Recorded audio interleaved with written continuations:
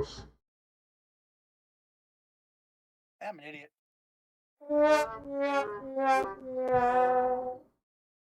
wait, why is this like this? It shouldn't be like that.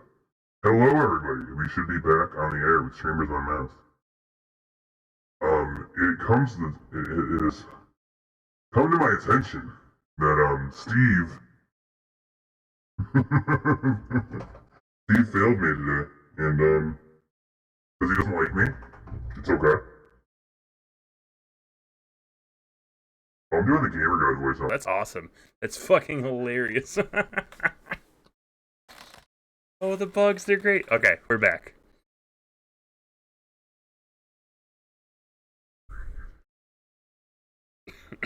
We're back. All right, welcome to Streamers Unmasked for the second and hopefully last time, Steve. No offense intended. At least second and last time for the night. So, I'm sorry, guys. It was totally my fault. That reset helped completely. It fixed everything, right, Steve? It totally wasn't my Discord being stupid and Steve being dumb. Totally wasn't that. Totally wasn't something on Steve's end. It was my fault. I take Totally full responsibility. We're talking about how I don't know how to edit. This is gonna be an issue, but that's okay because I don't like Steve anyway. Okay, all right. So we will start at the top. How are you doing today, Steve? I am doing. Oh, this is the first time, so I'm doing so well, Zell. I'm doing great. It's a good day. Great day to be alive. How are you? Great Cuphead shirt. I have a friend who plays low percent Cuphead, and he's got a pretty darn good time in the game. So I love your shirt. I can't beat the game. I refuse to play on easy. First time you heard I'm that, doing right? a lot First better time? now that we can all understand you, Steve. I'm sorry for that again. We both know it wasn't your fault, but now I got to go back into my facade. Okay, we're back in the Nah. So yeah. Alright, so I always start off by getting to know you a little better, Steve. Basic information, little things like how old are you? Where are you from? What do you do for a living? Anything you would like to share with the class? So I am 30. I live in the crabbiest state in the U.S., Maryland, where, yes, we enjoy catching crabs. It's fine. It's fine. And I'm currently on leave from my work just because of some personal issues. But when I was working as a dog daycare front desk person with all the cute little puppers, having a good time with that. As good time as you can at work. I mean, honestly, when you go from working somewhere like AAA, where you're literally hearing people like crying about them dying, and they're literally just stuck in their driveway and their battery's not starting, and then they don't even have AAA, and you're like, I can't help you, and they scream at you. That's a much better job. That's a much worse job than working with dogs. So I've come to accept that, but I love doing it. It's great. That's very basics. Very basic indeed. Unlike Steve. Oh wait, yeah. So. I do love pumpkin spice. Like, I just got a pumpkin donut from Dunkin' Donuts yesterday. Just got the Dunkin' Donuts pumpkin donut yesterday. It was fucking freaking delicious. I don't know if I'm allowed to curse here. Steve, this is awkward. It's almost like you've never been to a Zellshot stream. Oh, sorry. No. You want to put this on YouTube, because I know you wanted to leave it without the cursing. I'm sorry. No, I go full cursing. This is probably why I don't get any views on YouTube.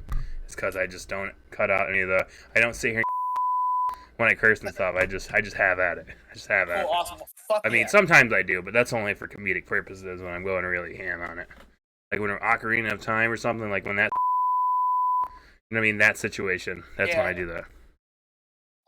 Man, you're way better at that kind of stuff than I am. I freaking as much as I love Link's Awakening and that kind of stuff, I suck at those games. So whenever I see people actually doing well, I'm like, you guys are I'm down here. I'm like maybe a 90 IQ. Y'all are big brain in it. Going super super hard. I'm just down here woof, what's happening? So, Steve.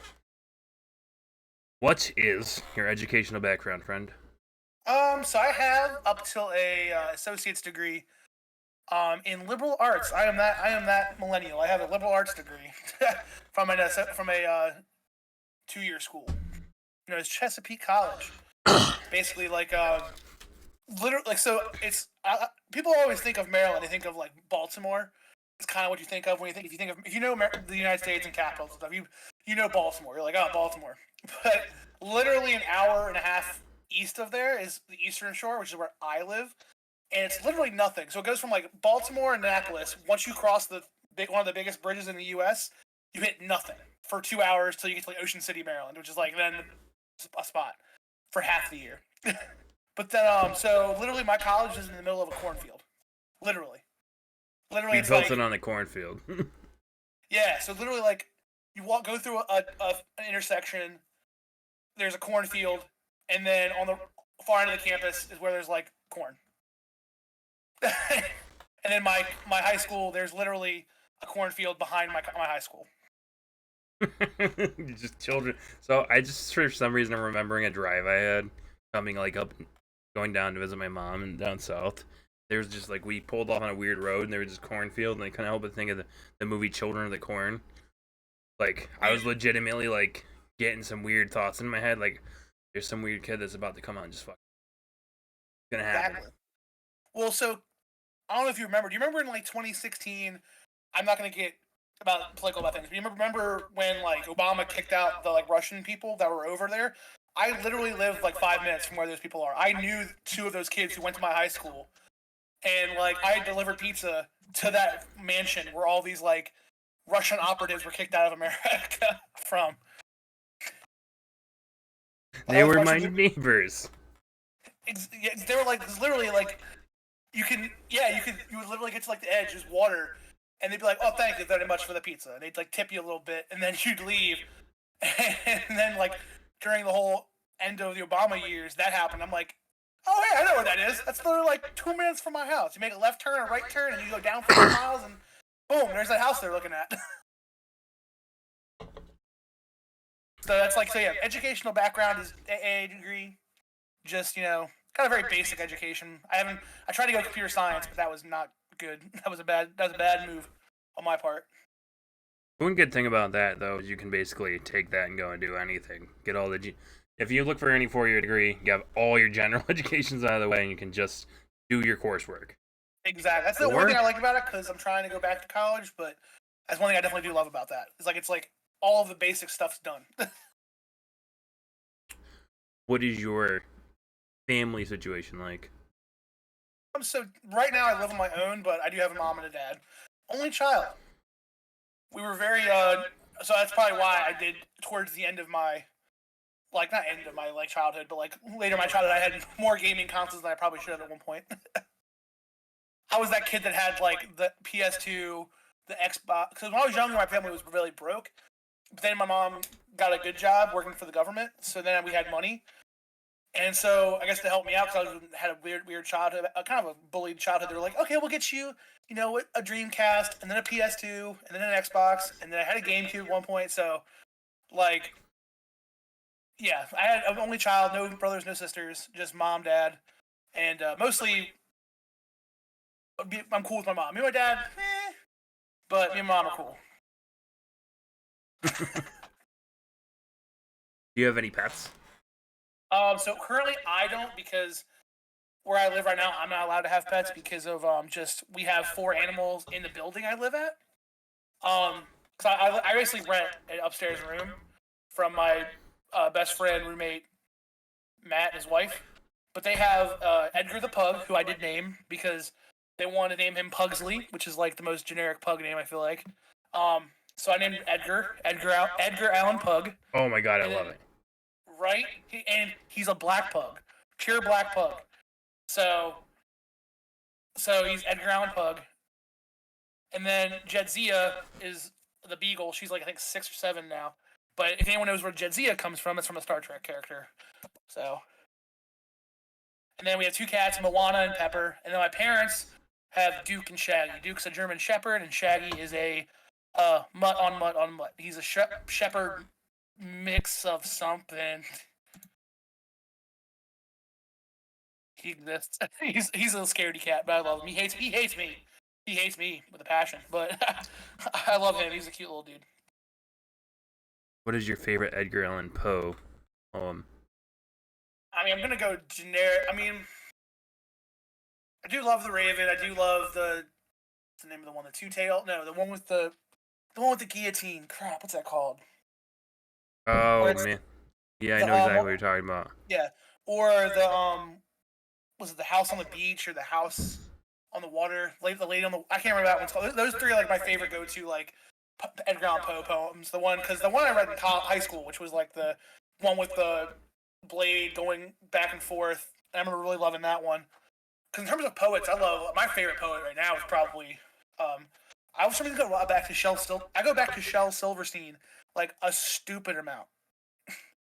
Like once I learned he had a music career as well, and for some reason I like his music makes total sense with his poems. Like everything, like just like to me, once you hear his music, it puts together everything. With like oh, Shel Silverstein makes sense now. So yeah, it like it's so yeah. Probably I'm more of that. But Edgar Allan Poe, I'd probably go either the Raven, obvious one, or the guillotine one. So I love that one. I actually know most of that is story. Can't think of the name of it, and I refuse to Google it to ruin the suspense. Right? It's because your brain goes, I am not Googling this. I'm gonna remember this name of this thing in 3 days when it doesn't matter anymore. Oh yeah, it was this one.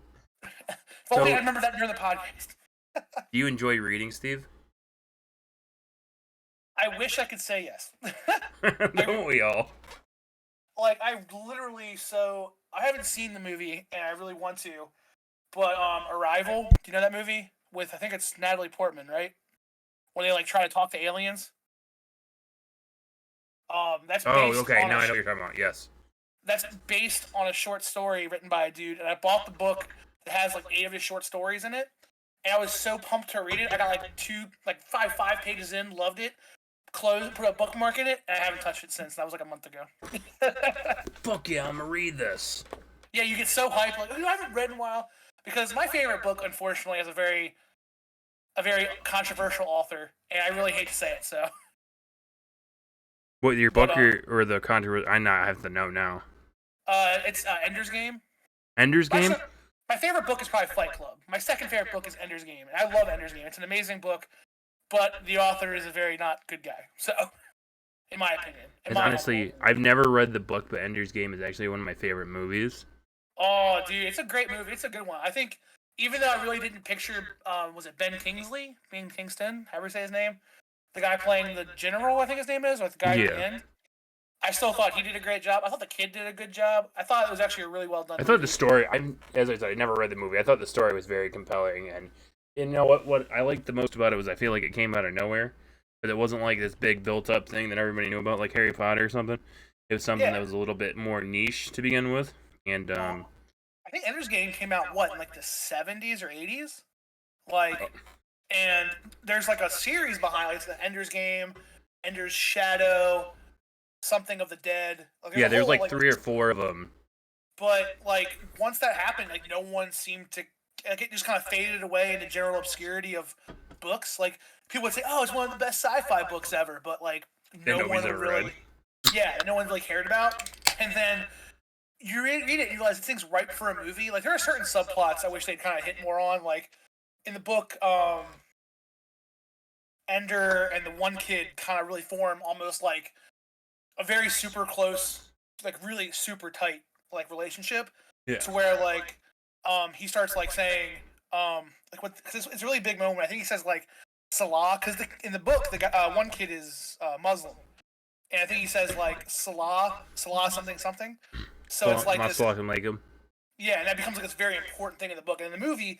I think it was important, but not nearly as important as in the book. The book made like that was like this like moment, and it was like, oh, it's so cool. And it really made me sad to realize that the author is not really that accepting of a dude, even though he wrote a book about basically like acceptance in a way. So it was like learning that I was like So I think that's why Fight Club's #1 because Chuck Palahniuk is a genius in my opinion, and he just seems like a decent guy from what I've seen with him. So. Survivor, Fight Club, 2 Chuck Palahniuk books I recommend everyone read. I do wonder, talking about it, if the reason why sci-fi books like that are kind of like are forgotten about is because we don't read them in school, right? Like we read like The Catcher in the Rye, Of Mice and Men, stuff like that.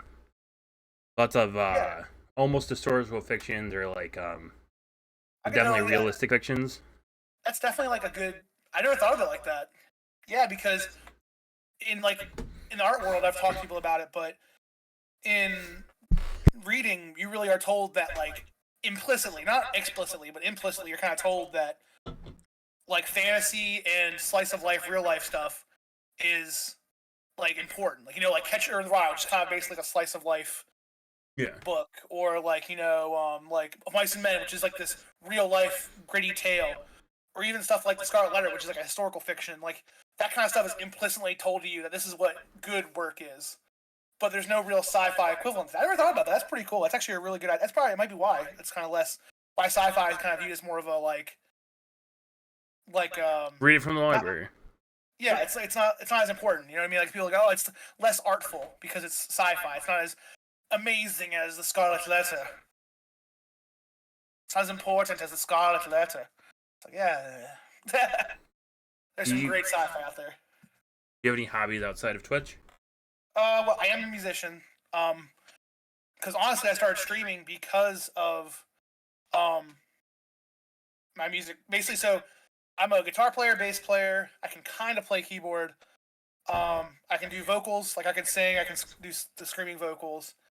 Um, I yeah, and then I've written and done a crap ton of music over the last 10 years in terms of like bands and stuff. Played tons of shows, and that's my main big one outside of Twitch is music. Like I'm trying to get back into writing again. Like because that for COVID like ruined my creative energy. And then I was like, because shows to me, shows are like the best thing. I love playing. I love playing shows. I used to love going to shows. And then COVID happens, and it's like, hey, you can't be in a room with more than 10 people, and you all have to be 6 feet apart. So shows don't exist anymore, and you shouldn't even be around other people because if you do, you could get COVID. So shows don't exist anymore. And so basically, I lost all drive to music. So in July, I believe, July 23rd is when I uploaded my first speed run. I think it was the first day I did streaming.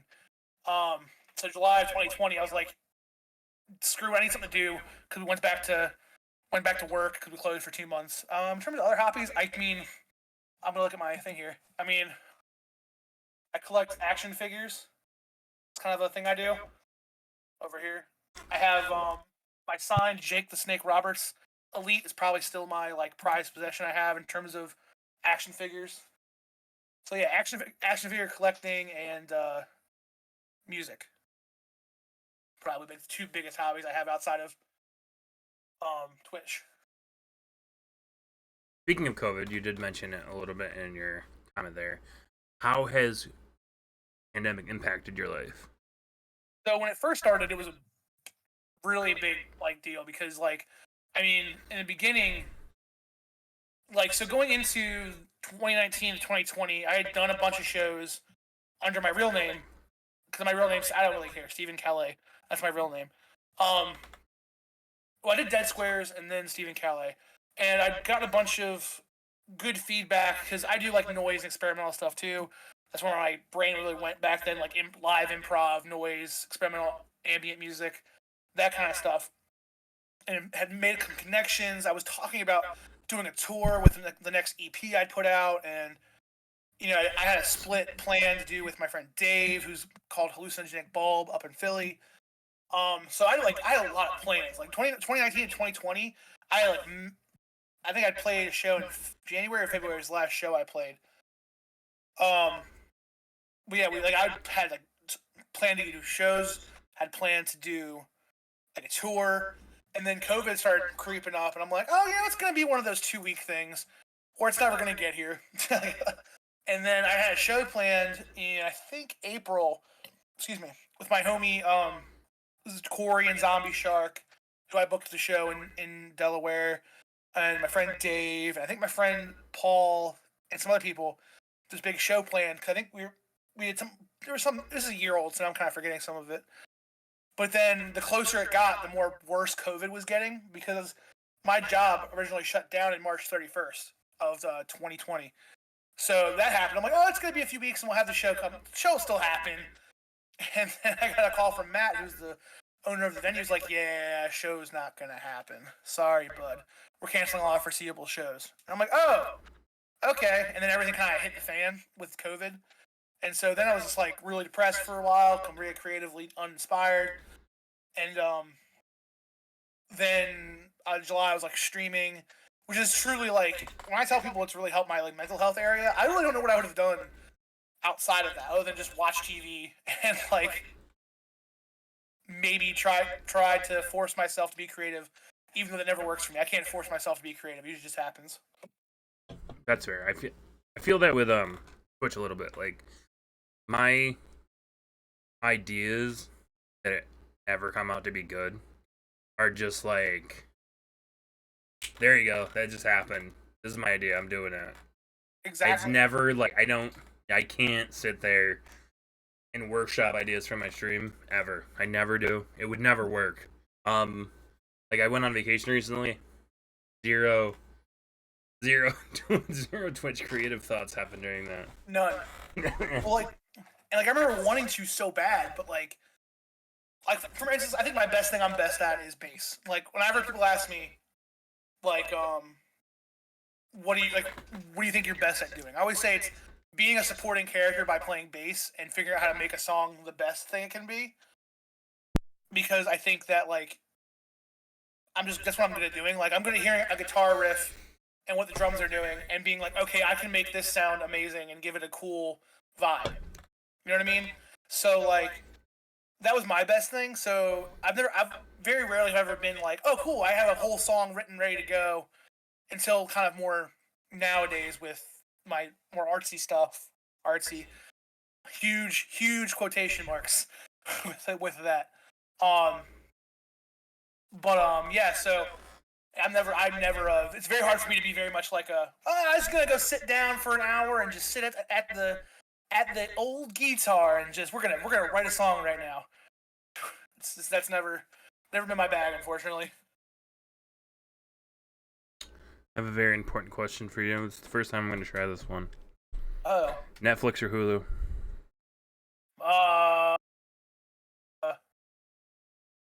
After September 30th, Hulu.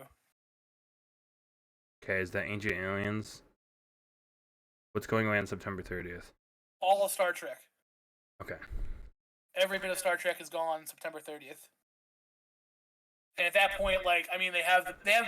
I think that Netflix has better shows in terms of like quality originals, but like regular like programming. I don't know, also I think the anime selection on Hulu is better. I don't know why. I think that they have different catalogs that people might like. Speaking of anime, you seem to like anime then. What's your favorite anime?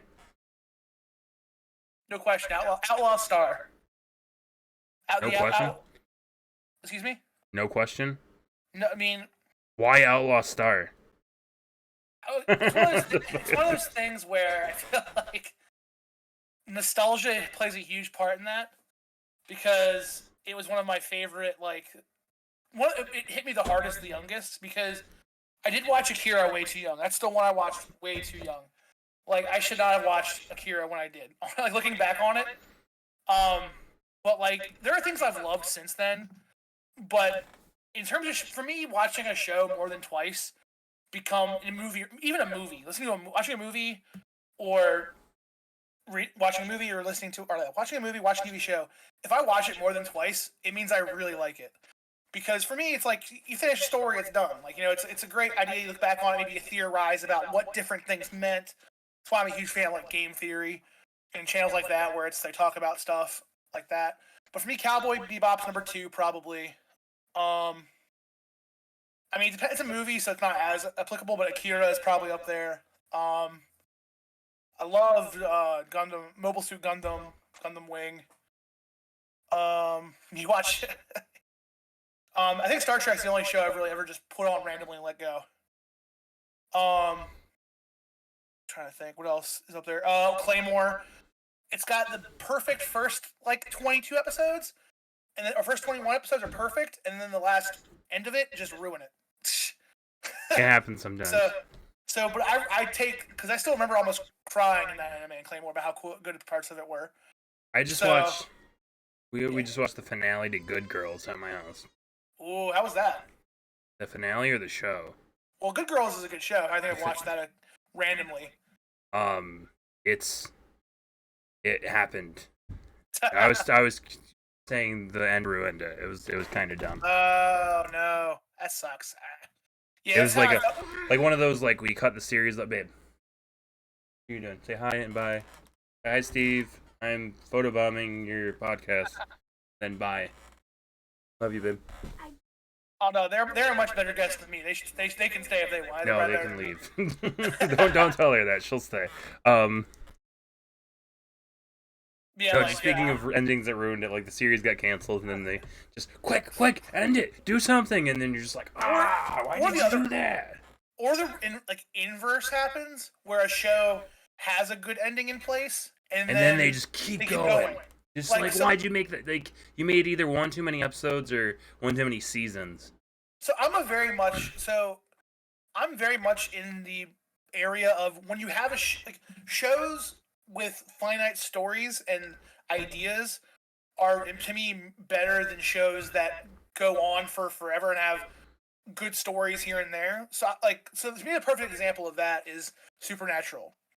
Supernatural was supposed to end after I think season 5, but I think when they got, if I remember the story, it's been a while since that show was around for 15 seasons. That show did not need to be around for I think 15 seasons. It did not. I'm sorry to all the Supernatural lovers out there. 15 seasons. A bit much, but or 14, 15 or 14. But after season 5, if that had ended, I think you would have had what people consider like a perfect 5 seasons of a show.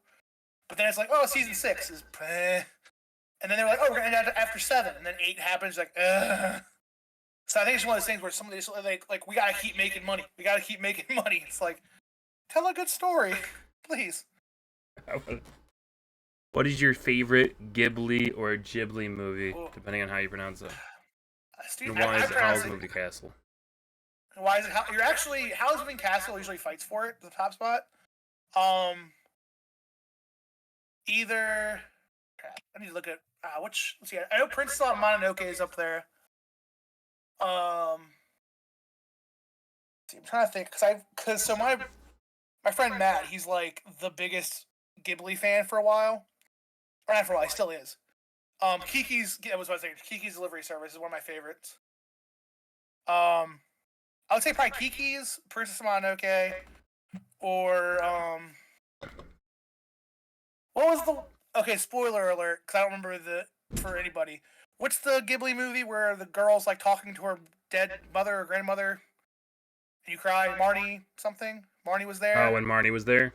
Yeah, that one freaking got me hard. Some of those are that and the Grave of the Fireplace. Grave of the Fireflies. Like those are just too sad. They're too sad. I think Grave of the Fireflies would be number 1 if I didn't brutally cry. Yeah. For at the end of that movie, because if it was just mildly sad to like. No, it's sad, just like. It'd be fine, but it went like, nope, you're gonna cry for like 5 minutes, and then like you're gonna cry afterwards for the rest of the night. And you're like both happy and mad at them at the same time for making the damn movie. Like, oh, it was great, but I'm tired of crying already. I'm tired of being sad that someone died from freaking World War II. It happened, I know, but I know they told me in the first 5 minutes of the anime or the movie they're gonna happen, but I'm still sad. Do you like to cook? Yeah. You like to cook, Steve? I used to do enough cooking at work, so I don't like to cook anymore. What kind of food do you like? What kind of food do I? Oh god! So pizza is still I don't care how much of a child answer it is. Pizza is still my favorite food. Freaking! I know that. I think it was it Cass? I think or Siege. Might have said it, but they were like, "Oh, it's Cass." Yep, because she'd said she does like, "Oh, Meat Lover's pizza isn't that good because it's bland," and I was like, "No, give me like a Meat Lover's pizza, everything, all the meats, and I'll freaking French kiss, chef's kiss, not French kiss, chef's kiss." But yeah, I love pizza. Love burgers. I'm not very lame about that. Sushi. I need sushi now. I'm thinking about it. Oh, I need a good spider roll. Yeah, I need some sushi now. I'm thinking about it. Ooh, sushi. Those are probably my favorite foods. Yeah, probably sushi. Like, give me some spider rolls, a salmon roll, and some like yum yum sauce, or they call it the spicy mayo, or like a meat lover's pizza, or a good burger. Good, medium burger. Get some grilled jalapenos. Get some grilled green peppers, some ketchup, some mustard, maybe lettuce if I'm feeling like being a little. You're feeling risky. Put some lettuce on it. Put some on there. But it But will. I love. Might as well, no tomatoes, because sorry, I know. Where's my tomatoes will hate me for saying that, but I'm not a big tomato guy. So if it gets back to where's my tomatoes, I don't like tomatoes. I'm sorry. The classic question. Uh-oh. Do you have a good walkout story to share with us, Steve? From like a work walkout story? Anything. I'm trying to think, because honestly, not really. Like when it comes to jobs, unfortunately, I've been very much like, oh, I'll be here until at least my last day, kind of thing, like 2 weeks. Usually, I'm pretty good about that. If you can hear my roommate's dog's crying in the background, I'm sorry. Matt just got home, I think. We're Hutch.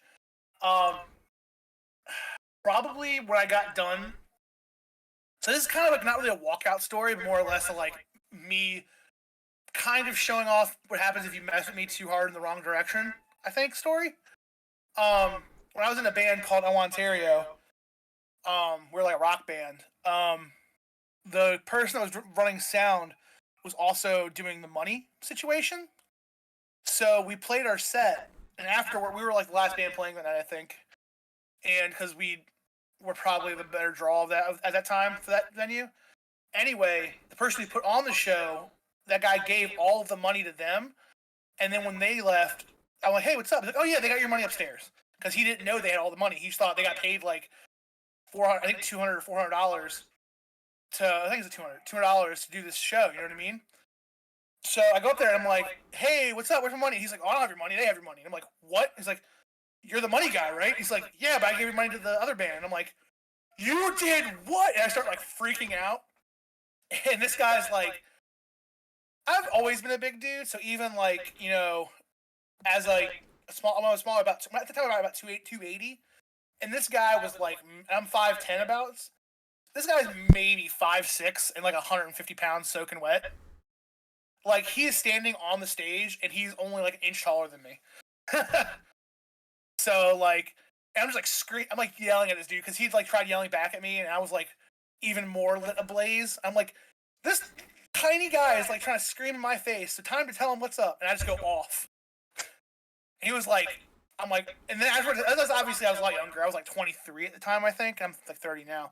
So, but at that point I was like, yeah, and I just walk out like all pissed off and like, I'm like freaking out, like screaming, cussing out as I leave. Like, I think I threatened to like punch the dude in the face if he didn't give me the money at first too. Like, I was like super heated. Like, I was just like not in a good place after he had started some of the stuff he was saying. So I just went off, and then like I was walked away. I was like, blah blah blah.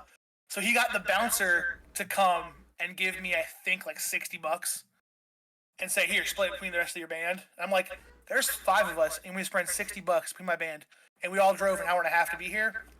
All right. That's probably the most like fuck this shit I'm out story I have, but usually not. Yeah, I was like, fuck, fine, go fuck yourself, dude. And I just walked away. Never played that venue again. Still haven't to this day. So somehow they're still open. I don't know how. Well, they closed during COVID. Excuse me. So. All right. I won't name drop them. They're in DC, but I won't name drop them. They're on U Street. And they're kind of the smaller venue. So if anyone knows anything about DC, you'll know what venue I'm talking about. For the one person in your audience. On to the almighty gaming question, Steve. These are the ones I'm scared about. Do you like video games, Steve? Honest answer, sometimes. Because that's a good answer. Because, as you know, Zell, I'm a speedrunner. So, as you've seen, I mean, no one's most people who are here now probably haven't seen me at my worst when it came to how hard I grind. Siege was. Siege came in right in the middle of me grinding Mermaid. Siege and Cass did. So they didn't. Everyone else who doesn't really know how crazy I went for that game will know why I just sometimes games and me don't get along. And it's when you've been playing one game for 30 days straight and you can't get good RNG and you're at 5th place on the leaderboard and yeah. I just like I don't hate games. I don't hate games. That's chill bites, okay? There's lore there. But like if I get mad at a situation in a game, I will like talk excessive amounts of shit. And I think people think I'm talking about the whole game at that point. Because maybe I'm saying something like Ocarina of Time is the biggest piece of shit ever. But I don't mean that. I just mean that the specific fight with my issues with the emulator aim is really bugging me. Oh, you're playing on like on P64? Yeah, it was something? bad. Oh, There was yeah, like that's- I kept shooting Ganon in the final boss fight yeah. and missing the arrow shot, and then it can't recharge. And then after I died, the moment I died, I just tilted. I was just like so done with it. Like I was just like, I lost 3 fairies and died. Okay? I'm better than this, and fuck you, emulator. Dude, because I am very much pro emulation. I mean, it's how I'm doing my thing I'm doing right now. But yeah, like I've tried to get N64 emulation look working good, and I just can't. Oh no! Somebody told me how to fix it right after. It works a lot better. Oh really? Maybe I was dumb. the aim is only a third as bad as it was. I'm talking about like literal quarter of the screen jumps at times from like a slight touch. I mean, that's why I have this now. This is my EverDrive 64, so SD Beautiful. card, EverDrive can play every game for the N64. So I know it's $100, but $100 for that versus every Did the game. EverDrive plug into the N64? Yeah. So what you do is you put the OS for the thing and every game onto the SD card. I just plug this in like a normal N64 cart, and it works perfectly. It works just like a regular game. I mean, I'm gonna be honest with you. Then I'd have to buy a new capture card True. and an N64 and an EverDrive just to play 3 games that I already own that I just can't play on systems that are there. Like I have Ocarina of Time on DS, but I'd have to buy a whole DS capture card or set up some weird Isn't that camera stuff hard? stitch. Like isn't DS capturing kind of hard too? Like, isn't it kind of annoying? I don't know, and I don't want to know because I'm gonna be mad at some point over like some Pokemon games, and I'm gonna be flipping tables like this is a band and I can get paid or something. This is fucking shit.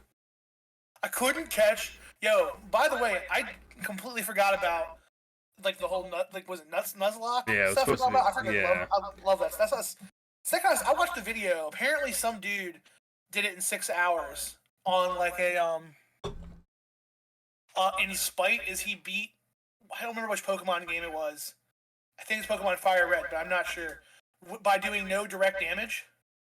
That's crazy. Because one of his friends who was talked shit about his Mudkip that he really liked, or some Pokemon he really liked on stream. So he's like, I bet you I can beat this game, because his friend did it in like 31 hours. So he's like, I bet I can beat the game with no do the same thing in less time than you can finish writing your script, editing your video. And then he did it live on Twitch. It's amazing. So he like legit like I think he used like Haunter using like Curse and like the like Poison Tax and stuff, just to, like leech seed, all that kind of stuff. So it's like, whew, that's just, like I couldn't beat Pokemon in 6 hours now. I don't think. Even though I really It's not want to that try bad, believe it or not. If you know what you're doing, I only know because I beat the Excuse me. Which Dude, one Pokemon, was it? because I beat. Pokemon Red, I know about like a bunch of stuff of that game because it's my first Pokemon game, and then like I know about the RNG manip stuff. So, but sorry to cut you off. What was No, that? you're You good. said you're- I beat Heart Gold with a Tyranitar Ooh, in nice. 5.5. Oh, nice. That's not bad at all. But like, yeah, I had watched like people do the actual speed run with a for alligator, thinking that my choice wasn't that much inferior, and then you get to the final battle after your 15th X item, going, what did I do to myself? Why? Why did this happen? So Yeah, I still remember thinking Lance was the coolest mofo back when I was like 10 years old, or 7 years old. are you good at video games, Steve? No. Okay. Next question. For some reason, people like video games. Oh, why was it that? Because I have to play them 1,000 times to get a decent time in them. I respect speedrunning so much because I think I've shared my feelings about how my impatience comes into play with like. So I speedran a little bit of the most completed speedruns I've done is Celeste. Oh wow, you speedran Celeste for a hot second? That's cool. I wanted to get it under an hour. Oof. And then when I was close to where I thought I should be able to get under an hour, I may or may not have started to rage at like small mistakes. Dude, like you're in a room for like a minute and it's the worst. Like I'm already done. I'm just like, well, might as well reset this whole damn thing. I'm in this whole room for a minute. I mean, like there's only been a few games I would say I've like speedran super duper hard. And, like, Mermaid being one of them. I did a game called Observation, which I recommend that people play casually. It's a very fun game. I had the world record in Observation, but it's a very small board.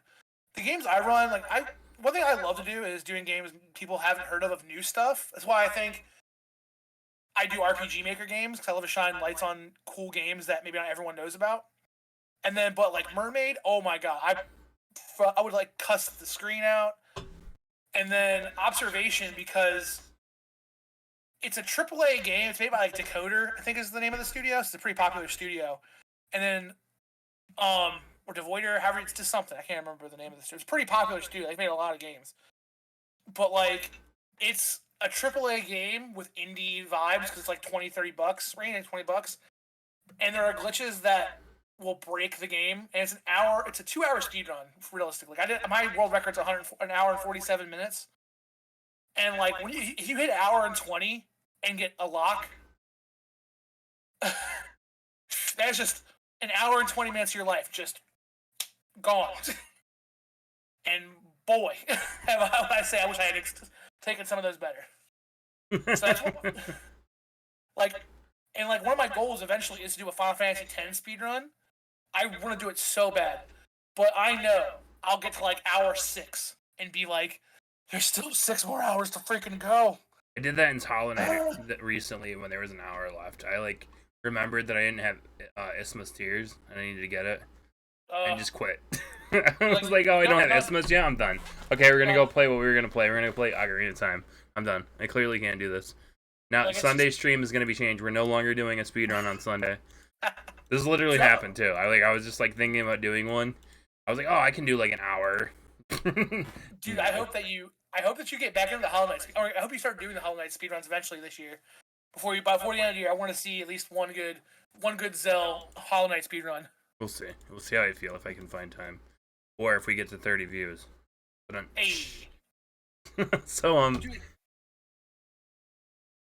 PC Master Race, Xbox, PlayStation, and I'm told I should add Nintendo in here for some reason.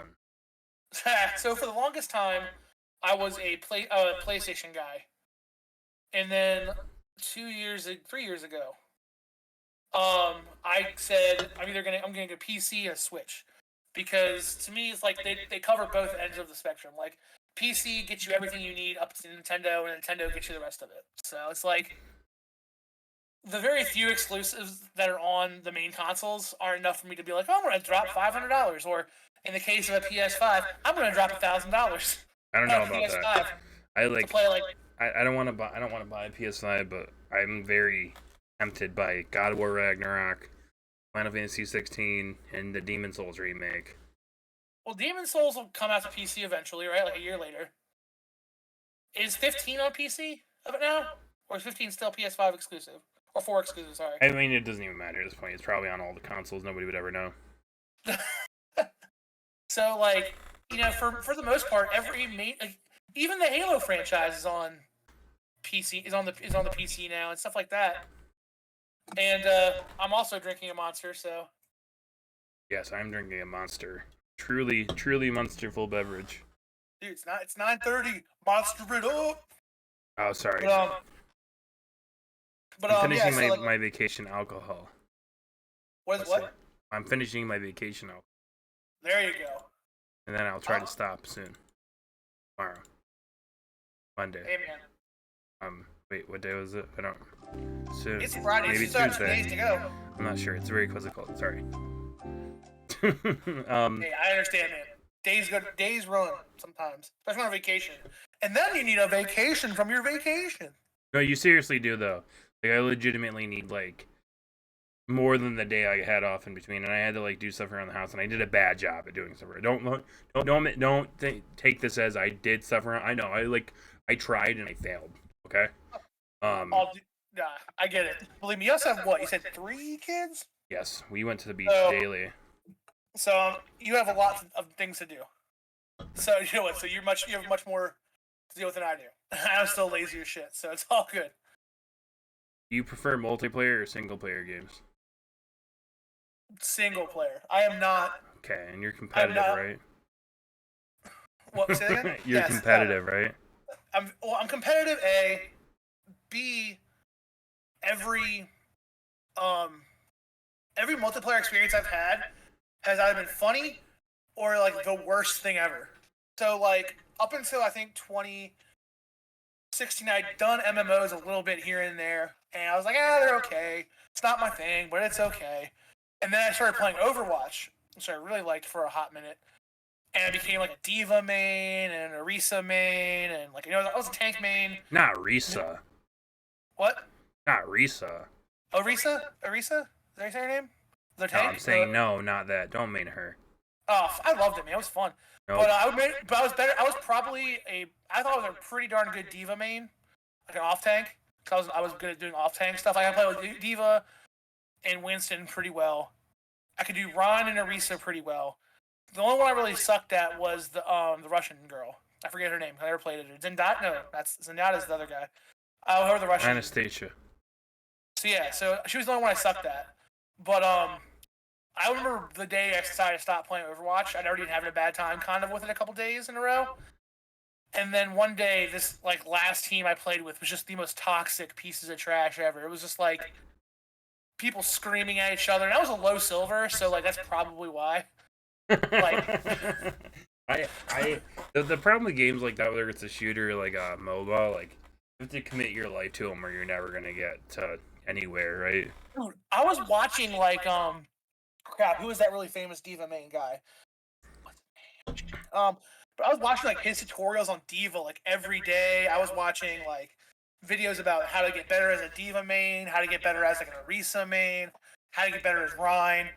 I was like dedicating like time watching videos and practicing, and I'd be on teams and like get like either I would do amazing or I'd get run the F over. And when I get run the F over, the rest of the team would be like, "Oh, you effing D.Va man, you're effing terrible, blah blah blah blah blah, you fucking blah."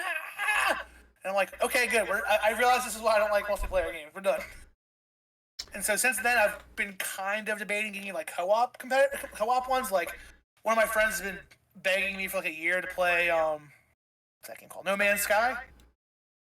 Yeah, because apparently it got really good. I'd heard it sucked, but they got really good after their expansion packs and stuff. So, and I had a couple friends ask me to do like fighting games, but that's mainly because they know they can kick my ass. Like Siege. Siege could easily kick my ass in any fighting game he chooses. So, I suck at fighting games. I'm terrible. Are you a completionist, or are you in for more of a quickie? Yeah. Oh, if we're talking about it for that, yes.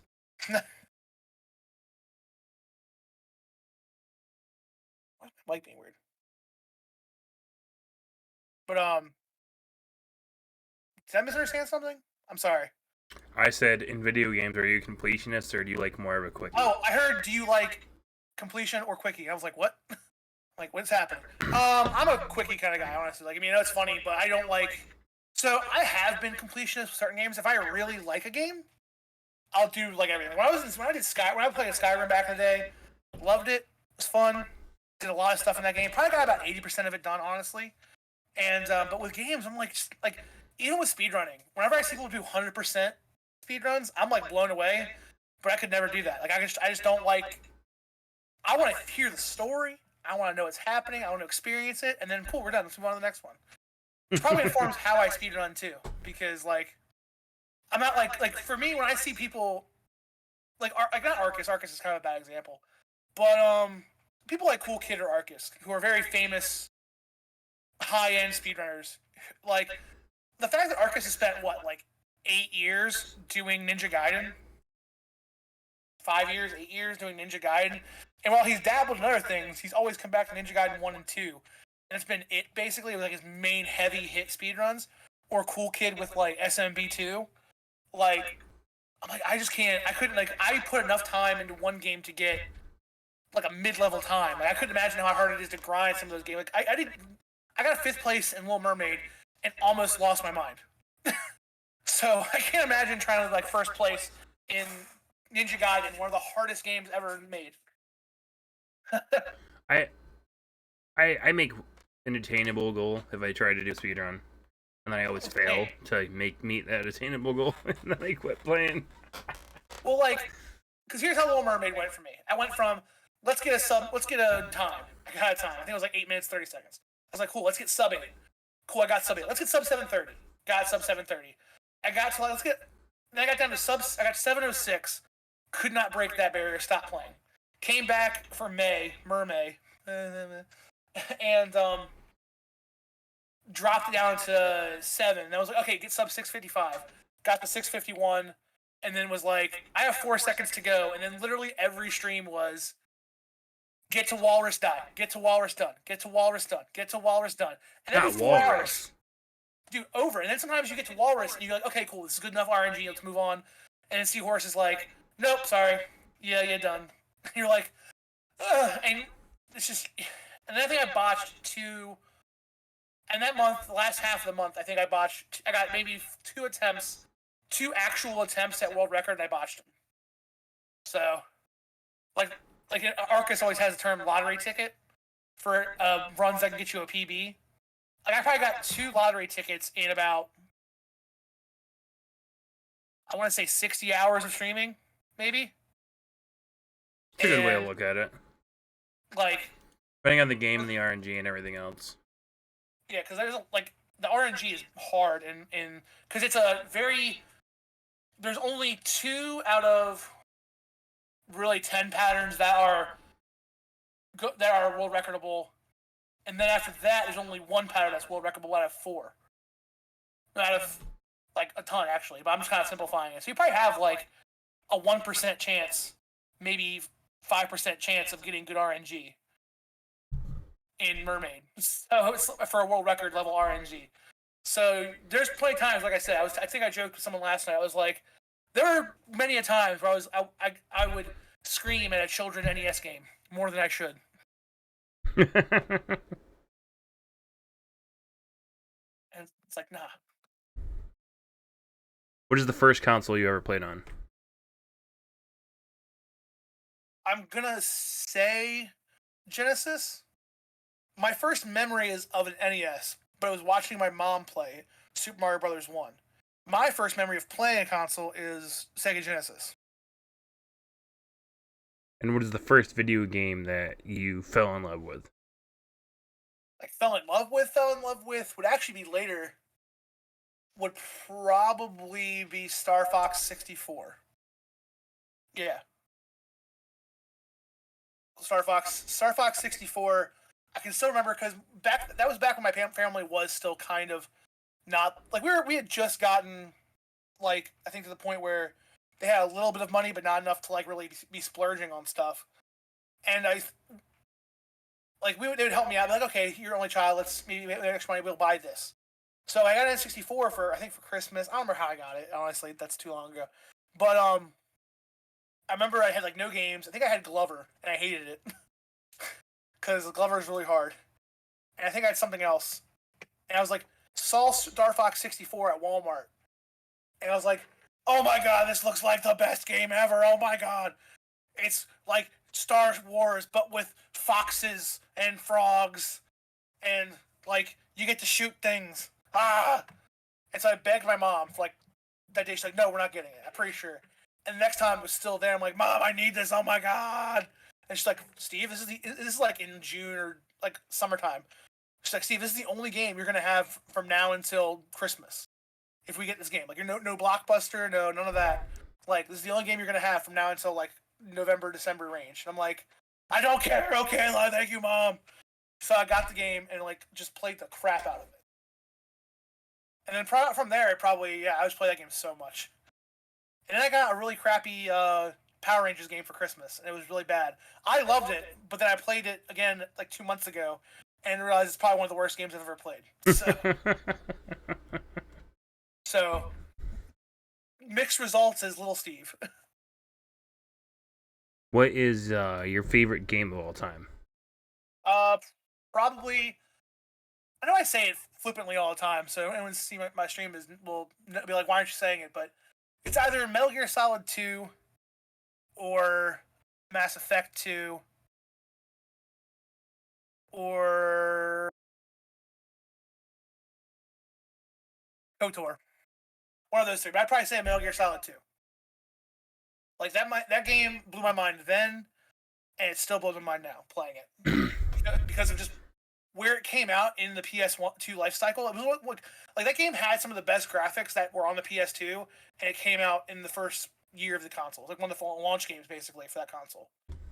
And then like things like just the gameplay is so unique for the time, still holds strong today. The storyline, if you really take yourself out of the time period of wanting Solid Snake to be the guy and just listen to the story, it's an amazing story. Convoluted as hell because it's Kojima. like Kojima only went from like Metal Gear and like Policenauts and Snatcher into the Metal Gear Solid and then Metal Gear Solid 2. So it's a Kojima like weird story. But he predicted so much of the future with that game, and at the time, like, he predicted the whole SOPA and PIPA acts in America, predicted like, other things with like how technology would go. So definitely probably I'm gonna go with Metal Gear Solid 2. It's probably my favorite game of all time. If I had to pick just one.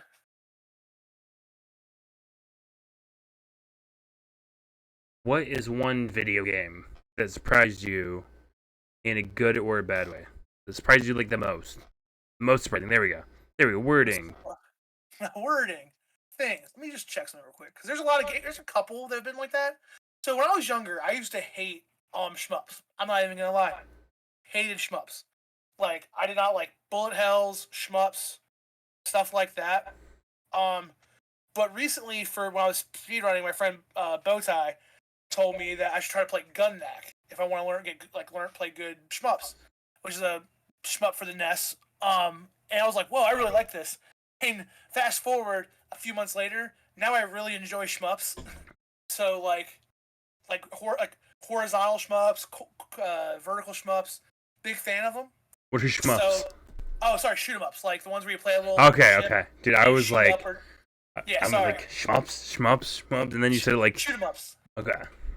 Yeah, so like or shoot 'em ups, those kind of things like Cotton 2, which I love that game. But I hated those games for the longest time. Like, I was just so not good at them that I was like, F this. I have no patience for these games.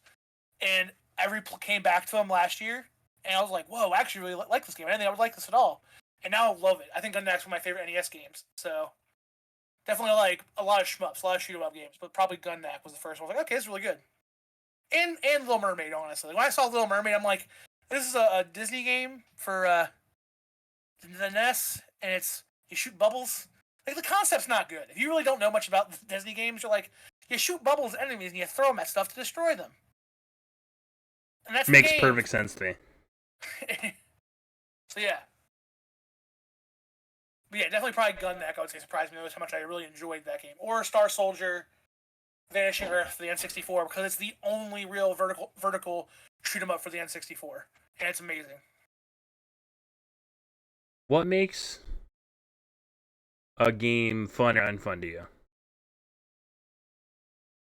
Unfair difficulty spikes. We're very opposite in this category. I don't like Dark Souls in that fashion because like I don't not like the game. I like the premise and I love the art style. Like that's why I love Bloodborne. I love the visual style of Bloodborne. I love the visual style of all those games. But I don't have the internal ability to literally die for hours straight until I finally figure out how the pattern works. to then do it again. So a lot of like Souls, like I'm usually not a big fan of, for me personally. To me, like good difficulty spike, like easy, like kind of an easy, like ways to make games like fun for everybody. Because I think some games like Demon Souls, if it had an easier way to play it, I think someone like me would love that game because I love I love how it works alone, but I can't get into it because I'm just not good at that kind of stuff. And I feel like a game like Hollow Knight and Cuphead kind of have a better difficulty spike in a way. So I think like those difficulty spikes, bad difficulty spike is a really big like no for me. That's mainly real. I'm really open with games. Like I like as long as it has a fair difficulty spike, a decent story, and is not doesn't expect the player to do know everything in the beginning. I'll usually love the game. Like I mean, I've played first person shooters, like platformers, shmups, beat 'em ups, brawlers, action adventure games, first person puzzlers. And I also really don't like games where you can't do anything. Like I'm not a big fan of Amnesia for that reason, where it's like hide and just pray to God you don't die. Like, That's fair. Hiding simulators. Let's go with that one. Not a big fan of hiding simulators. Everything Cell really likes to shmup. Oh my god. What are brain?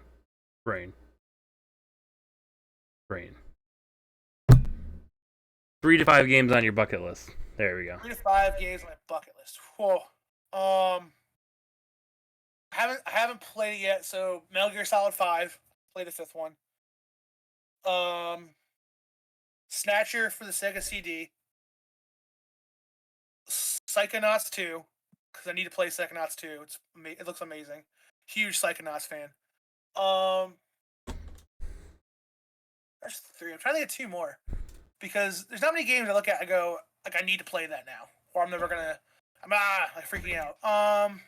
Little Nightmares 2, because I think Little Nightmares is one of my favorite current franchises in terms of like the first game. I think the second one looks amazing, and I'm blanking on a 5th one. I mean, 3 to 5. You got 4, yes. So you win. You win. I win! Yay! I think Little Nightmares is one of the games that like I keep wanting to try to like find time to do, and it is so. So one of my biggest issues with streaming is I either pick wrong on like games for like different reasons, and timing, etc. But like I will have so many games to pick from. Excuse me. Even if like, go ahead. Well, you do a lot more current games, so you have like, and a lot of games like that are very long. So you have very finite because you have your family life. It's a very finite time to do things. Oh yeah, like you pick the wrong game, it's like that's just screwed your day up. And I do have an issue where sometimes I think a game's like 5 hours shorter, and then it'll be on 2 more streams, and I'll be like, oh, well, it's not like that much time, but I definitely like. What was it? It was like, oh, I could do Kingdom Hearts, Dark Souls, Majora's Mask, a Nuzlocke, and I think I had some other option. Yeah. And those were all in the same ballpark of like what I was looking for the next game, and it just makes it. Well, like I remember when I first saw Observation, I was like, okay, the speedrun world record's like 1 hour and 49 minutes at the time, so it'd probably be like a 3-hour game. 6 hours later, I finally finished up my first playthrough. I'm like, oh god, I wasted so much. I thought it was only gonna be for like 3.5 hours. It's been 6 hours. Oh my god. I was like, okay, because that's probably the longest game I've done on stream in terms of speedrunning, because like it was that was like just 2 hour. It's 2 hours at first, so when you start speedrunning, you're getting better at it. But yeah, I definitely can understand that. For me, it's like I play games that are like at their longest, like 1 hour speedrunning it nowadays, because like I have so many games I want to play that like doing the long like I want to do Final Fantasy X in one day speedrun, but like that's 12 hours of my life I'm never gonna get back. That could be botched halfway through it if I do it wrong. You know what I mean? Very true. So it's like I've been egged on because I made that promise so long ago about I was gonna do it, and now I'm like, gosh, I should really do this one day, shouldn't I? Like me and Yeah, getting back to Kingdom Hearts. I took so long to get back to Kingdom Hearts, and now I'm playing them out of order. which one are you playing today? You're playing what, the new one, 3? I'm playing 3, yeah. Yeah, that one looks so much fun. I think Kingdom Hearts 3 is probably also on my bucket list. Cause I've played the first 2. I never played the side ones like Chain of Memories or. I mean, Chain of Memories is a game that could probably would be forgotten about. Oh, I remember It belongs in the bin along with Zelda 2. So. You know, it's funny too because I don't know if you probably don't know, but there's this kid. He's a great dude. I love him sometimes. He's a Zelda lover. His name. I think you said you know him actually. You knew him because he followed and unfollowed you like 3 times. You said right because he's coming through raids. He's a good kid, but he's like his favorite. He likes to be a contrarian sometimes. I think just because he's a nice kid. I love him. But he said Zelda 2 is his favorite game of all time. So whenever you say you hate Zelda 2, I'm always reminded of him being like, "It's my favorite game. Why is everyone shitting on it?" And I'm like, ZL, love you, bud. Next question. All right, so time to move into the streaming stuff. Okay. Cool. How long have you been streaming for, Steve? I guess now it'll be 1 year and a month. Like I said, I started July 2020. I always wanted to do it beforehand, just never did. Why did you choose your name? So, I'm a huge wrestling fan. I really am. Like, I love professional wrestling. WWE, AEW. So I, back in I want to say 14 or 15, I wanted to become a professional wrestler. So I went to a school up in Jersey, and I had this whole character come up with, whose name was SteveZero. His finisher move was the V, what Kenny Omega does now, which is the V trigger or the Shining Wizard, and it's like a knee to the head basically.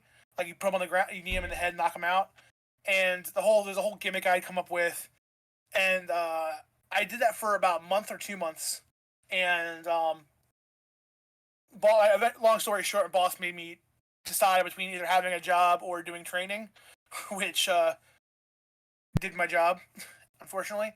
So, I was starting off streaming. I was like, "What's a cool username?" And I suck at names. Like, I love coming up with band names, but like I suck at like some of them. Like whenever I make a band name, if I could bring up my band name from, I was in a band called Hanger. If I could bring up that list of names, we had like 100 names. Half of like 2/3 of those are awful. So, like, so SteveZero was the character name. So I was like, SteveZero, that's a cool name. And then 01 just because I saw that there was already a SteveZero on Twitch. So I was like, damn it. 01, that's cool. Like 007, SteveZero01, you know? Definitely a fair reason to do that. So I was like, it's cool. I like it. I like it. My brain. It's all good. Dude, you got on vacation, dude. You're probably still got that freaking. You went to the beach every day, so you still got like that sun. What do they call it? I'm like so exhausted, like physically, just sunnily. Sunnily is a word now. Where you got way too much sun, so you're sunnily exhausted. It's a good exhaustion though.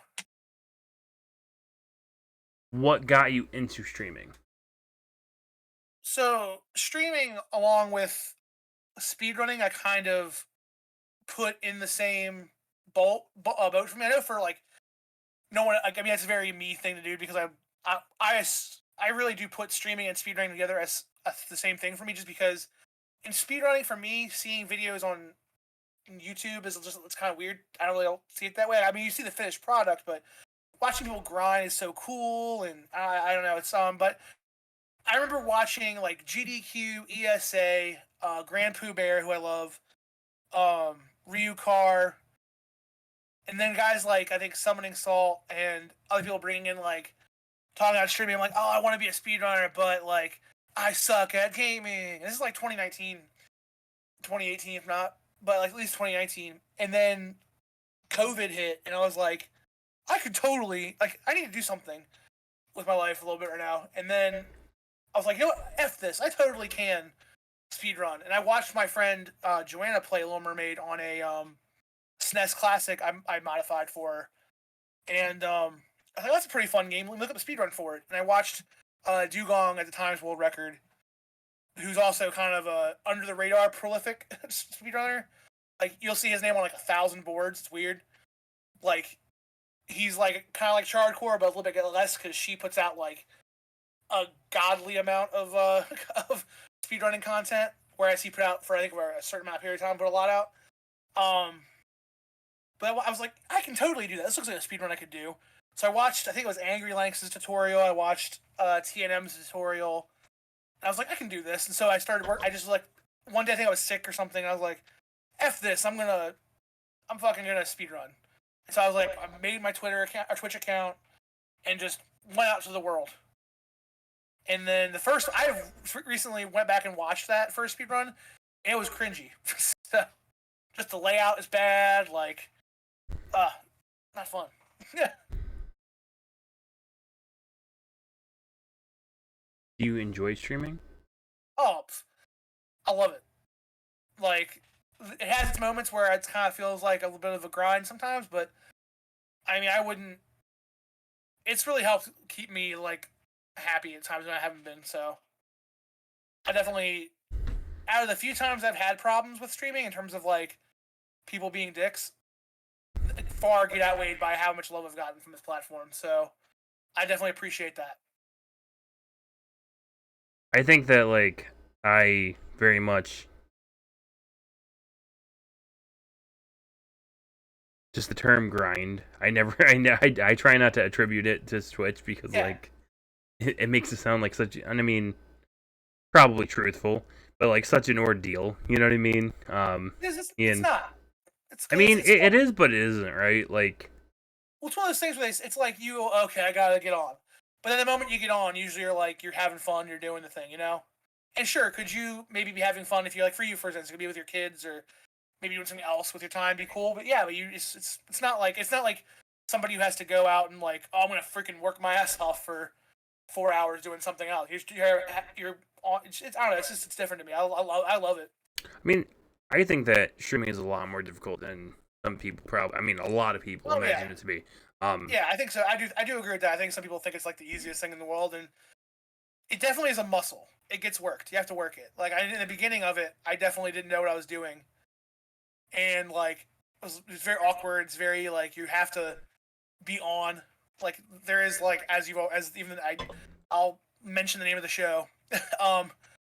Is like you put up a mask to make sure that you're like, even if you're upset or having a bad day. I'm pretty open about my issues I've had. But I mean, I do hide some of it, obviously. But there is like that facade you have to put up to be like, hey, I'm SteveZero, and it's a great day. We're gonna play the mermaid. Hey,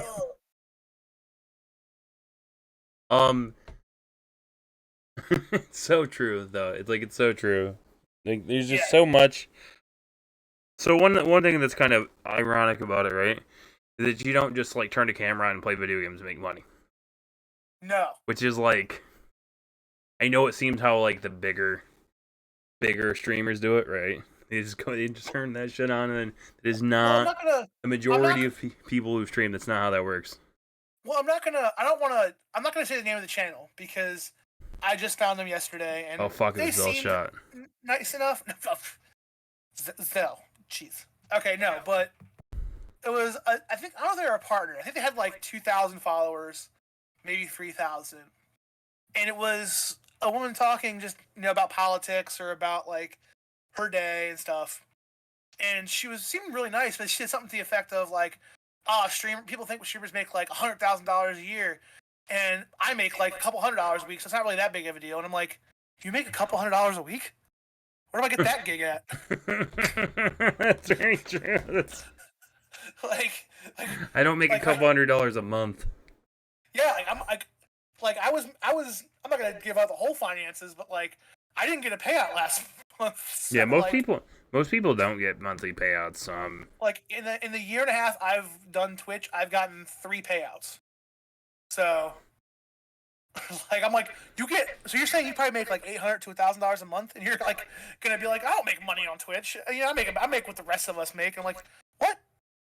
If I made $800 a month, I would quit my Saturday job because it would it would be worth more to put half of my Saturday into that. Um, Exactly. I was just like, I was just like so taken aback by it. I was like, trying to act like she's like this really down to earth streamer, and I'm like, you just said like the thing when we make fun of billionaires. You're like, oh, a cost of bread's like $40. Jeez. so do you see Twitch as something that is just for fun, or maybe a job one day? Mixed bag. It's a mixed bag for sure. Like I wish there was a way I could maybe put enough time to make it like where I could just have a part-time job that was like, a 10 to 20 hour a week job and then doing Twitch or. And it's a mixed bag too because I see people like Arcus who I really respect. Like I love like. I know I bring up Arcus a lot, but it's just because he's one of the biggest ones I think is really cool guy. Like Cosmic, even who gets like 200 viewers. He's streaming right now. It's 165 viewers. But like it's a mixed bag of it'd be cool, it'd be awesome, I'd love to do it, but also I assume there's a certain amount of like not risk, what's the word I'm thinking of? Like where like your anxiety about succeeding. You're like, oh god, if I don't beat this game fast enough, are people still gonna think I'm a good streamer? And so it's a mixed bag of that kind of thing where Well, on the note of beating a game fast enough, it's kind of interesting because I always thought, well, not always thought, but when I started streaming, I thought that like I was gonna be competing versus people who were all quote competing versus people who were all good at video games. And then now that I am streaming, it is not at all people like the majority of people who come into streams do not care whether you're good at games or not. Yeah, I mean, I believe it. Like, I think that, and I do agree with you use the word compete because one thing that even as a musician, I was very much like, because in music there is a lot of the idea of like, oh, we're all locals and we're not competing against each other, and while I agree with the idea and the sentiment of yes, we need, was it the rising tide raises all ships kind of argument, like the whole like if one guy does good, they can raise everyone up, which I definitely agree with. At the end of the day, you are competing for. Oh yeah, no, you are like if I'm on at the same time as somebody else, and I know like whether I'm not like going head to head with them, right? It's not like we're not doing a battle royale situation. This being said, I am still in one way or shape or form competing with them. Especially if it's kind of a double-edged sword of that too, because I always say like when the whole hot tub streaming thing was a problem at the beginning of it, not a problem. When people thought it was a problem, like no one who was watching Amaranth is like, oh, Steve. That's one of my favorite points, right? One of my favorite points is actually my favorite points is with situations like that. That's the one where it's like I honestly disagree with the situation. This being said, I would never go out and be like they're stealing my viewers because they're not. I want to meet the person who's following me, who's like, Steve, I would have watched you speed run The Little Mermaid or like play the One Piece video game, but Amaranth's on and I gotta go see her in a hot tub or lick an ear. I gotta go see it. I'm sorry. Like if that person's in my following me, I want to talk to them and be like, what are we doing that's the same that I can like, what am I doing to keep you here? Like it's a very different group of subsets of interest that you're showing currently. Exactly. So what is in my subset that you're really I would be great if people would just in a I don't mean not patronizing, but bullshit way, right? Like if I could ever get some 100% no bullshit honest feedback, I would fucking take it. Oh, yeah, definitely. You gotta run with it. I definitely would take it. And was like, here's what's right with your stream. Here's what's wrong with your stream. Yeah. Please. Yeah, like I'm not like if when like me and my friend, we're all friends. That's how I think about music and with streaming is that we're all friends, we're all homies, and rising tides does take up all ships. But unfortunately, to say it's not a competition in some way is like, I think the word competition has an unfair connotation in that situation because, like in speedrunning, like we're all competing for that world record for the most part. Like when you get to a certain level in a game, you're competing for that world record. But I don't hate the person that's a world record holder for the most part. For anyone who knows that story, for the most part. But we still all like each other. We all want that top spot, you know? I hate them for you. Thank you. But if you watch my stream, you can definitely figure out who I'm talking about. In via like context clues in my stuff. Siege, exactly, Siege. But yeah. So it's like it's still that's why I always say it's like it's a competition, but it's not like an angry competition. It's not like a hateful, spiteful competition. So I think Sorry for that little tangent. No, you're good. This is what we're here for. We're here for the tangents, for the competition. Is it competition? Is it not? I mean, it is. It is. Who can talk the most? Literally the only situation where it's a competition or any sort of an issue, because a lot of people don't stream at the same. If somebody is directly going to leave your stream for another stream, that's when it's just like, oh man, I lost that one. And so, I mean, some things are out of your control, like whether somebody mods for somebody else or whatever BS. Like I know that I'll raid somebody and be like, well, I'm kind of modding right now for somebody, so sorry. I will see you never? Question mark. Oof, never. And it's so funny too. I feel like there's so many people that you meet by doing this, especially with me. Not with me, but like you meet a lot of people too. So I don't want to make it something like that. But like I've done like marathon, like speedrunning marathons and stuff. And so many random people you meet that you try to be cool with, and not even like that you're not cool with them, but you're like, oh, we could be like friends, we hang out, we can be homies on stream, and then just like after that, like 3 or 4 days later, just nah. Like it's hard, cool. right? Like it's hard to keep up there. I know people who I'm fucking decent example. There's some people that stream exactly when I do. That show it is. It's not that nothing to do with whether I like them or not. I literally can't be there, and they couldn't be on my streams either because they stream right when I do. Just how the cookie crumble or whatever you want to say. Exactly. Like right now, I'll give an example because I really do like her. I think if anyone wants to check her out, you should. She's a great streamer. Umbrella Jill.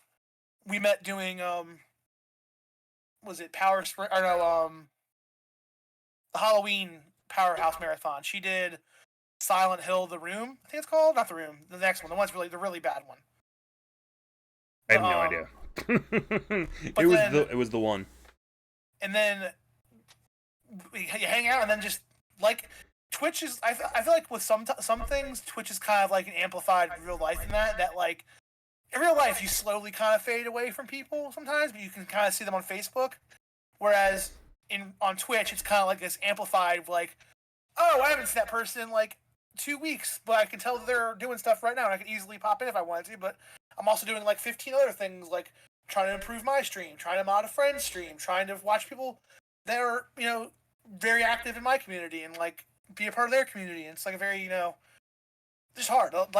Time sucks. I mean, yeah, you have to pick where to be, right? Exactly. Most people who stream probably follow plenty enough people that there will be more than one situation in a given day where you will have more than 2 people on at once. Oh yeah. And or where are you gonna chat, etc., etc., etc. So like that's kind of how a lot of people like fall by the wayside, because it's just like, well, for me, and I tell people straight up because I'm such a nice guy. Yeah, well, if you're in my stream more often, I'm more likely to stop by yours. Not a 1-to-1 ratio situation, but why would I spend my time that I have, if I do have the time to chat, which I often don't, in some rando who dropped by one day stream when friggin' SteveZero's up in here at least twice a week? Yeah, so yeah, I mean, it was just kind of funny because you're like, I wish and I understand what you're saying because I'm usually very the same way. Like, I mean, you put it in very, very like simple terms. I'm literally as simple as it can be. If you are on my stream and I know you stream, I will probably be at your stream. This being said, the reason I say it's not a 1-to-1 because I'm sure I fucking miss people. Right? There are situations where there are too many people on who I know who come to my streams regularly. I stream in the afternoons, right? That's great in some ways. I'm not quote unquote competing against so much people I know, with a few exceptions. But that also means that at 9 o'clock at night, when 18 of you fuckers are on, right? Yeah. That makes it hard for poor Zell, who's just trying to throw up 2 lurks and be quote unquote fair. And then there's Steve, who gets on at midnight, and you're like, well, I gotta go to sleep for work, and it's like, Well, not gonna watch that one. Very true. Very true. There are the Midnight Steves. There are the Midnight Steve sometimes. Sometimes they exist. Or the rare 2 a.m. Steve. The 2 that's a.m. weird. Steves, those will get you worse. You get one- Those are the worst Steves. No offense, Steves. Any Yeah, they Steves can- out there? No offense. 2 a.m. Steves aren't good for me. 8 and 9 a.m. Steve are quality Steve. Midnight Steve, a little much. 3 a.m. Steve is like, oh, okay, he's just tired and just wants to do this real quick. Because he What has is- an idea. What is the biggest that you would like to see yourself being on Twitch? Actually, I feel like a good a person that's streaming right now, actually, that I would say is probably Cosmic. Like, dude is regarded as one of the best speedrunners of his video game franchise. Like, that dude's probably one of the best SMB runners of all time. Like, top 5 SMB runners, like Super Mario Brothers 2, 3, all those games. He's one of the better ones. And then, and he gets about 100 viewers a stream. So, like, that's like ideal Steve size. Like, anything over that, I'm like, okay, that's too many. I can't have my stream going like bop bop bop bop bop bop bop bop bop bop. Because I love the human interaction of it too much. Like, I don't like, because sometimes I'll go into like Hasanabi or the Needle Drop or like, you know, the bigger channels. And if you wanted to say a thing, it's going to be gone in an instant in chat. Like, because they have like over a couple thousand people going. I feel Even like. guys like, yeah. Go ahead. Well, I was saying even guys like Grand Pooh Bear who have like 5 to 1,000, like 500 to 1,000. You say one thing that's like a nice text, gone. Like, it's never getting seen by somebody. And there's no way, and I would never expect Grand Pooh Bear to comment on what I said because there's no way he would see it because it goes so fast. Like, Yeah, I think a skill you get when you get to a certain size, would probably be like scanning chat, trying to take the most in you can. Obviously, you know, you try your hardest to make everybody feel as welcome as they are. Because that's the thing, though, too. Like, sometimes chat's just going too crazy, right? Like, it's not that I don't appreciate you. Sometimes it's not that I didn't see you. It's just, there wasn't, like, I'm doing this thing where I try not to say things that everybody typed out loud when I stream. Sometimes that means I read something that I just didn't either I did not read out loud, but I also then don't directly respond to. And then somebody will be like, "Did you see my comment?" I'm like, I'm sorry. I saw your comment above. I should have responded.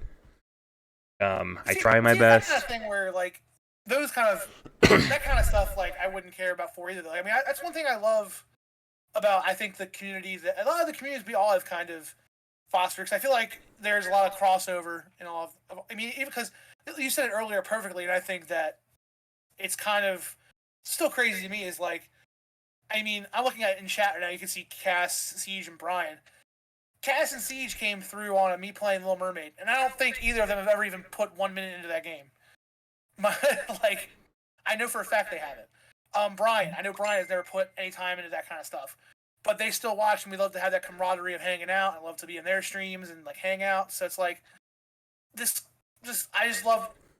While I love speedrunning, and speedrunning for me is like this really cool hobby I love to have, and I love the community behind it, because like people would be surprised. I think if for non-speedrunners, people who don't know much about like the insiding of speedrunning, is there are so many games like.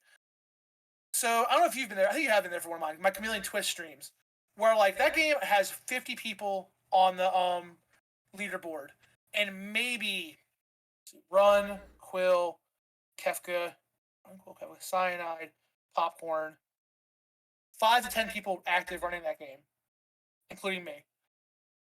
And that community like pushes each other up so hard, like so high in the air, like making everyone feel like they're the best at what they're doing. Even Kefka, who's literally like, him and Quill are the only ones to have a sub 11-minute time in that game. They're actively helping people who are the newer ones in the streams and who are newer ones in the community to get better. And it's really cool to see these small communities of people just kind of rally around each other. And that's the thing I love about speedrunning, is that for the most part, a lot of games that I pick especially either have a good community or I can help make it a good community.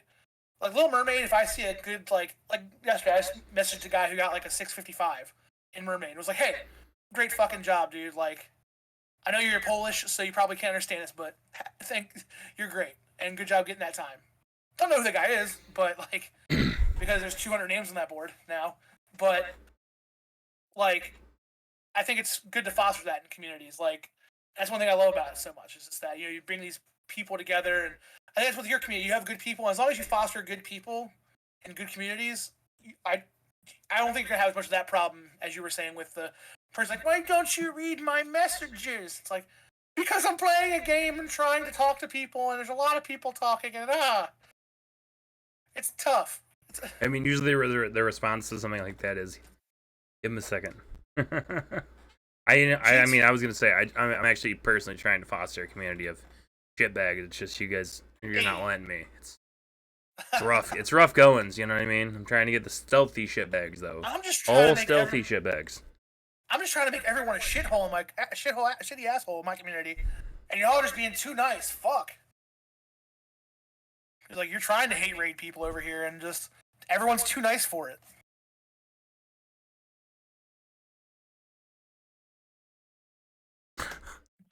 Bit much. You're trying to hate raid people over here. Whoa, whoa, whoa, whoa. I'm sorry, that was a little far. I'm sorry. Somebody comes in. Steve's just like, we're having a podcast, so we're trying to set up a hate raid, okay? Dude, I saw on Twitter, freaking, I felt so bad because Chardcore, oh god, Chardcore is like one of, I think, like, I'm not like close with her. I think she's a great streamer. I have a massive. Do you know she's Chardcore? Did you ever heard at all? No. You don't? Okay, so she's a streamer. She has, I believe, Parkinson's. I think it's, and she like streams a lot. She's super nice. I have a massive amount of respect for how much output she does with especially some of the issues she talks about having because of that. Like kind of like who's that one guy? Handy Capable Sean. I think his name. The guy who plays with his chin. That guy's. I don't know how he does it, but I have like massive respect for those people, and that like this community of people who can like go that hard in so many games and have it's crazy. But I heard she was put up a stat saying she got a hate raid the other day, and I was like, "Fuck, come on!" Chard's like the nicest person, and got hate raided. Had to like mods take out follows, and I was like, Jesus, like. And then I went to someone else's stream, and then I saw the whole what's that guy's name? Critical Bard. His video he put out where he was like just streaming a game. And a hate stream came in where it was bots all saying the N-word in his stream for like hundreds of messages. And I was like, Twitch, do something. Come on. Like, we need to stop this. Like, when Twitch is, and that's what I think I started saying, is when Twitch is good, it's the best. But when Twitch is bad, it's the worst website on the internet. I think there's a lot that goes into it that's very hit or miss on difficulty. I think I was saying this, I don't know if it was today or recently, where I think that they don't stop certain things like quick enough. In my opinion, say yay or nay to something. You know what I mean? If you want to have gambling, pick it, say yes or no. Just like you go for or against it. You know, come out and say something. Don't like float in the middle water and then just finally ban it. Like gambling is a good example. I think they finally said no. Was gambling allowed on Twitch? Yeah. Oh yeah. It was a real issue, like a real big issue. I know that like in some of the smaller communities, like you don't see it, but like with the bigger streamers, gambling and stuff and whatever, you know, whether it's the hot tub streams and whether they want to say yay or nay, like either promote or say no to the content. You know what I mean? And even though I think we disagree about the hot tub situation because it seems like you're kind of anti it. I'm pro it, but I do agree that they need to pick a side. You can't pick a stance. Like yeah, I think they should have just come out quickly, pick a stance or say something's wrong. And I think because they don't do that in any situations where I feel like they might not be able to help it as quick as people would like, they're going to take more flack over it. I think the hate raids are a good example of something like you can't immediately put something in place unless you were already happen to be working on something, right? But they need to acknowledge it, because they won't even really acknowledge it. Like, they finally sent an email out today to everybody saying, they? basically apologizing and saying it's not okay. We're working on tools. We apologize that our tools are not. First off, can't tell you what they are. Second off, they're not like here now. There was a big email that they sent out finally, but it took them too long for that. Yeah. Well, I mean, it's been going on for years now, from what I've heard, but like the severity is just really picked up in the last few months of it. I think the botting is what yeah started the severity and stuff. I think before it was probably like just people, which I think that if it's just people, you can't really stop that, but like the bots and stuff is a little bit easier. Well, yeah, there's channels where like there was that one guy that what's his name, that Critical did a video about, where he would like get like 100 people together and like just hate raid people. Go fat shame somebody for no reason. Yeah. Yeah. Been there, but yeah. So like it's just, that's what I say. Whenever Twitch is good, it's one of the best websites on. It's one of the best places on the internet. But when it's bad, it's one of the worst websites on the internet. There's some shitty stuff on there at times happening like that. I mean, yeah, it's because like they just came out and said something definitive, especially with the hot tub stuff. That was just like their waffling on that has been like ridiculous. Like even if like depending on what your stance is on it, as long as they would say something, they would have gotten less flack over it. Because if they just said yes, then you would have had the people who are anti it be like, that's stupid, but it was just the like sitting in the middle and not saying something. Yeah. And as I said, I think that things like this where people take issue with it, and then we just hold and never like address it. And then all of a sudden, like, you're demonetizing people finally, and there's like a new section for it, right? I think those situations are where something more severe happens, like the hate raid stuff, and now people aren't patient with you because you're already shown how you'll waffle. You're already shown how hard you'll be like, me, I don't know what to do about the one thing, then how long are you going to take for this, you know? All right, it is time for the podcast viewer questions. Alrighty, I'm hyped. You already answered the first one from Betty, which was, what is your real name, Steve? I think the answer was Kappa. Siege would like to know, what was your most difficult moment on stream? So there are a few.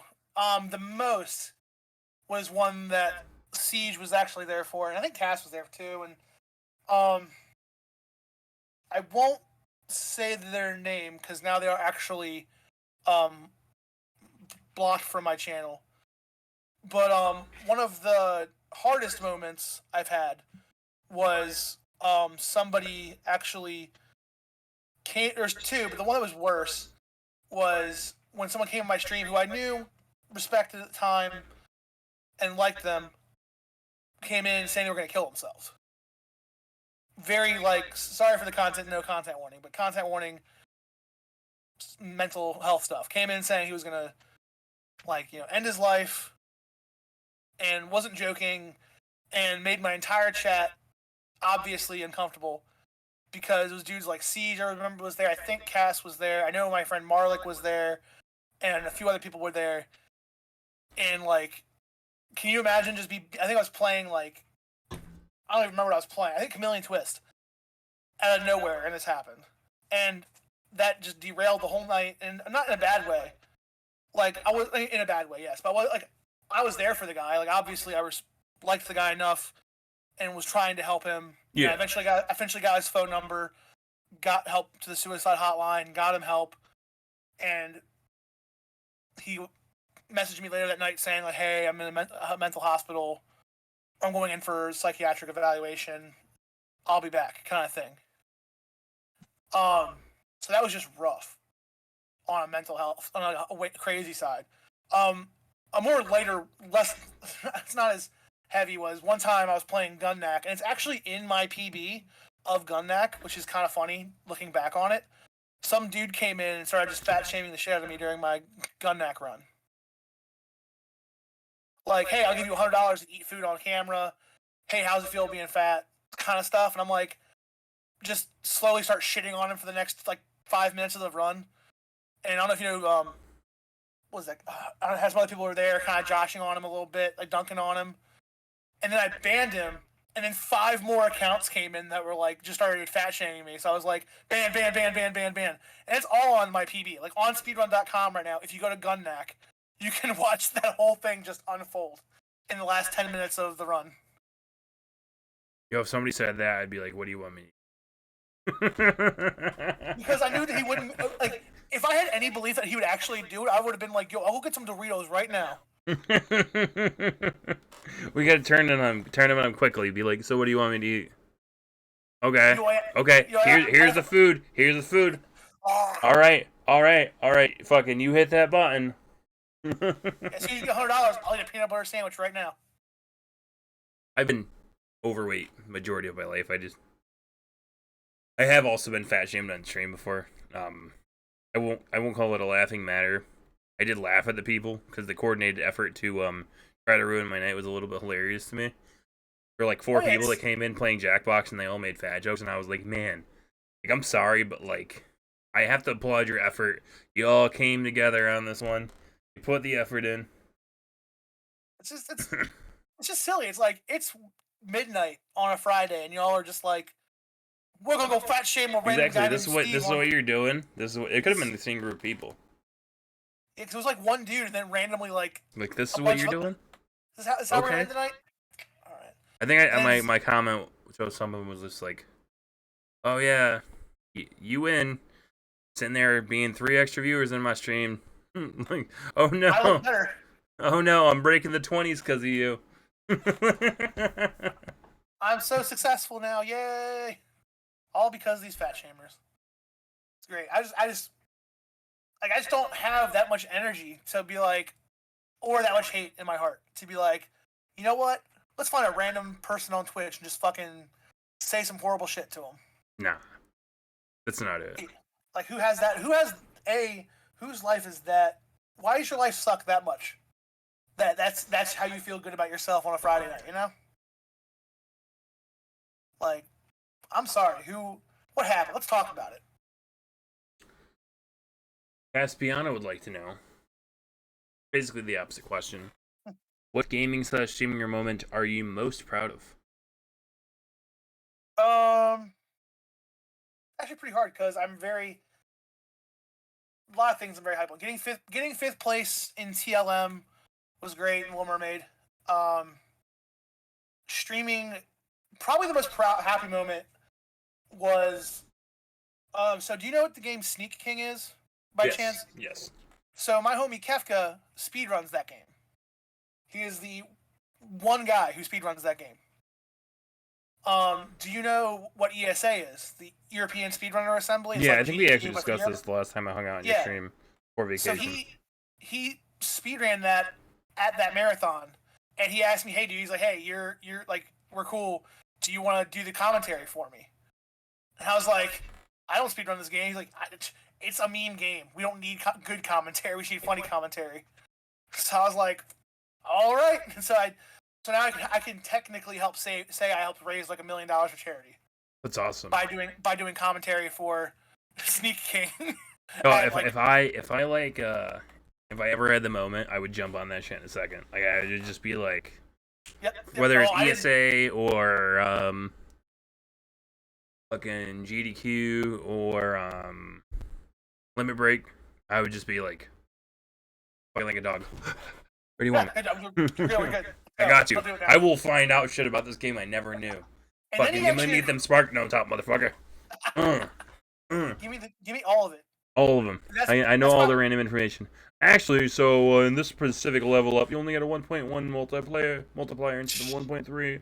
It is the only level in the game that happens for. I know this game wholeheartedly. Siegeman would like to know. Oh, Siegemund. What was the most influential moment in making you a gamer/streamer? I feel like that's 2 different questions. Most influential to continue being a gamer/streamer. Siegeman is asking 4 questions at the same time. I think he should be banned.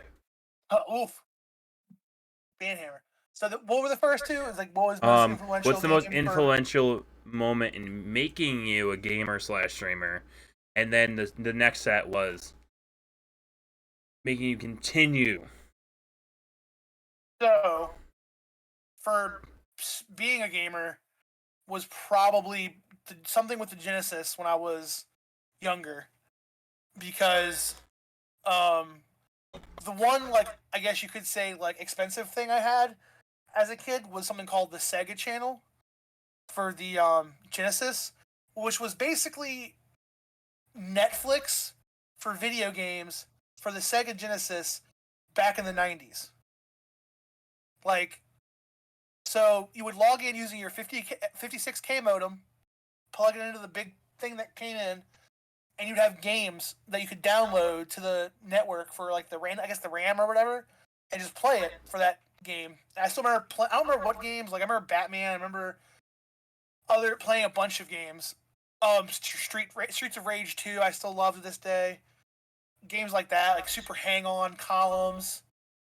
Definitely that kind of made me want to play games back then. And then, like, the N64 with Star Fox 64 really hit the ground running with that, with, like, Star Fox and stuff. And to continue gaming as I got older, I think Metal Gear Solid 2 really hit me hard when I was, like, in middle school.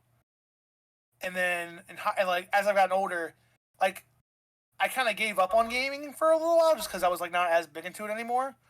But I think playing Metal Gear Solid 4 when I was in high school, and honestly, recently, Little Nightmares really reignited how I feel about current games, because I just love Little Nightmares so much. It was great for modern games. Like, I think the atmosphere is amazing.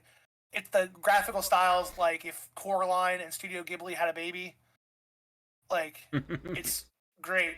As a streamer, I mean, that's sort of an interest in it would be, like I was saying earlier, like SMB, like Super Mario Maker, really. Like, I've only played Super Mario Maker a little bit, but watching, like, Grand Pooh Bear and Ryukar doing those, like, super expert Mario Maker runs, where it's, like, insane tricks and stuff, because they're both incredible at that game. But keeping streaming, it's honestly been the community. Like, one thing I don't understand, I kind of alluded to it earlier, is, like, speedrunners on YouTube who just record themselves playing for hours until they get that great run off stream. Like, I'm just not good at doing that. Like, I just don't, like, I don't, if I'm going to play a game to be by myself too, I'd rather just play, like, KOTOR for, like, the 10th time. Or, like, you know, play Little Nightmares 2. Observation. Yeah, I'm not. I'll practice a speedrun offline, right? Oh, yeah. I'll start back at strats, yeah. But, like, just sitting there and grinding it? Yeah. Okay. So, like, keeping going, like, for that has been just the community.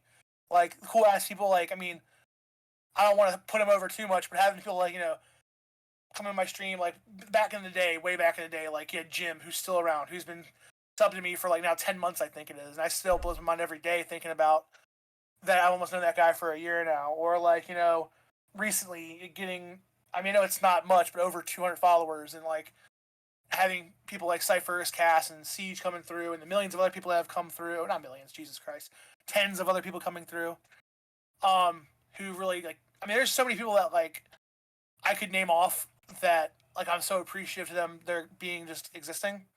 Like, I mean, you have guys like old man being there, like Black Squall, Joe Polito. Like, Joe Polito, I would, like, freaking love that dude. And then you have, I mean, there's plenty of people that really inspire me as a streamer in terms of, like, how they stream. Like, you have Chardcore. I think she's great, and she really does, like, you know, for speedrunning, and the fact that it's, like, not always about games that are massive. Like, you don't, like me and Joe Polito, I think, even kind of agree on that, as, like, there's enough Super Mario speedrunners, there's enough Sonic speedrunners, but there's no High Seas Havoc speedrunners. You know, there's no, like, I think I saw Char was running Super Solitaire for the SNES the other day. Like, the world needs those speedrunners too. Very true. So, like, I think it's been, like, the community of people, just like Bowtie. I mean, I met Bo randomly streaming, and we actually just went and had crabs the first time as he was coming through Maryland to go back to Massachusetts, like, from Tennessee. We actually went and got crabs and, like, went retro game shopping. So, like, you know, it's just, there's, like, I don't forget any people. I mean, like, Squall, KB, ZL, Cass, Siege, Old Man, Bowtie, Joe, like, Jim. Like, there's so many people I've met throughout, like, the whole Just name course. dropping. Yeah. A, B. But I'm just thinking of all. I mean, that's why I keep doing it. Like, if I only had, like, if no one ever came through, like, I'd be like, this is kind of lame, you know? Like, cool, I'm playing Mermaid fast, but I'm not really, you know. It's kind of like playing shows. Like, playing music by yourself is just practicing. You know. One thing I do want to touch on that you kind of said a little bit back was you said something about 200 followers, and you're like, that's not a lot. I think it is definitely way more quality than quantity, right? Oh. So I see people with half as many, 2/3 as many followers as me, with almost the same amount of views depending on the day. Is the quality of some of my 1 million follows that I have amassed is not very high. Your streams are great, so don't sell yourself short. Your streams are great. I try.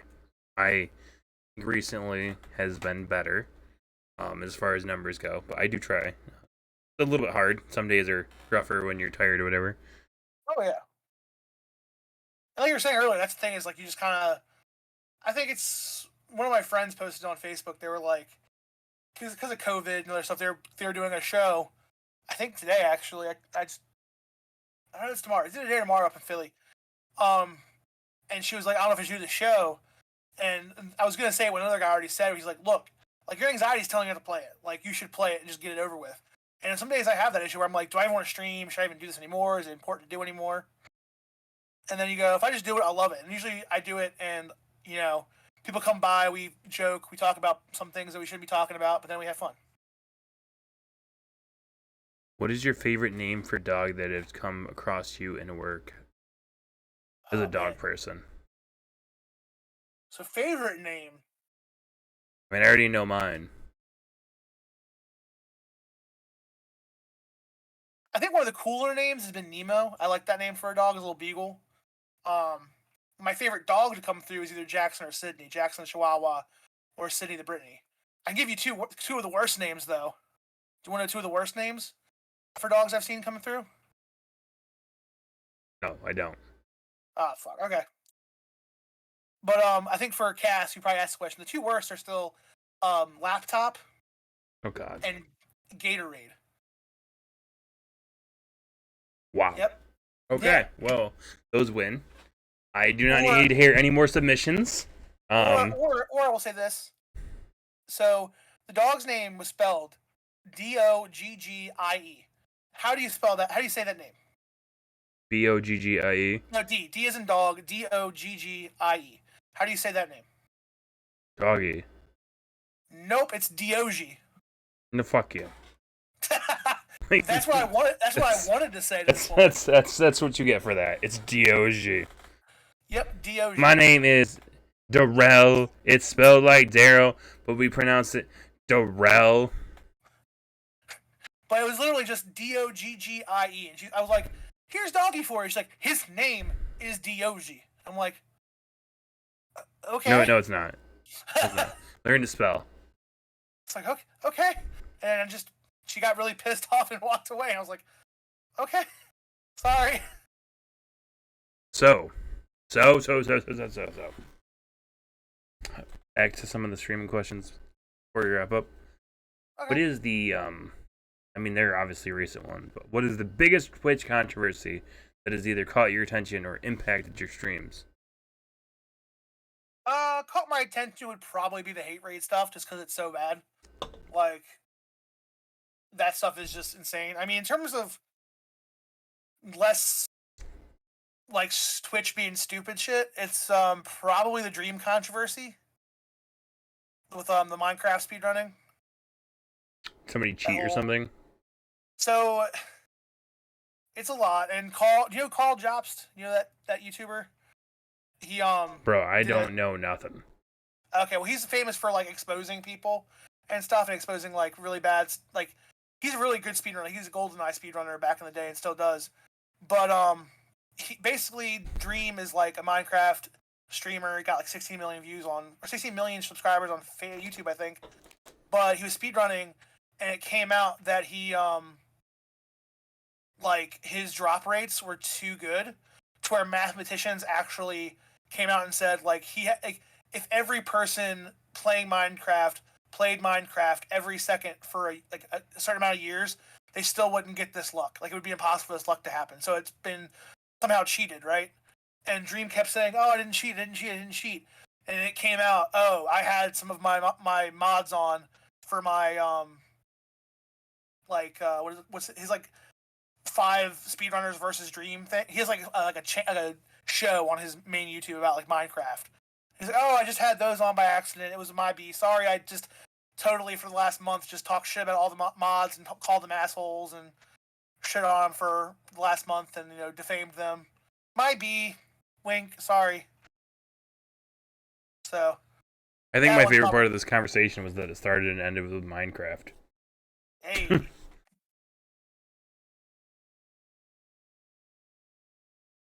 What are your feelings on ads on Twitch?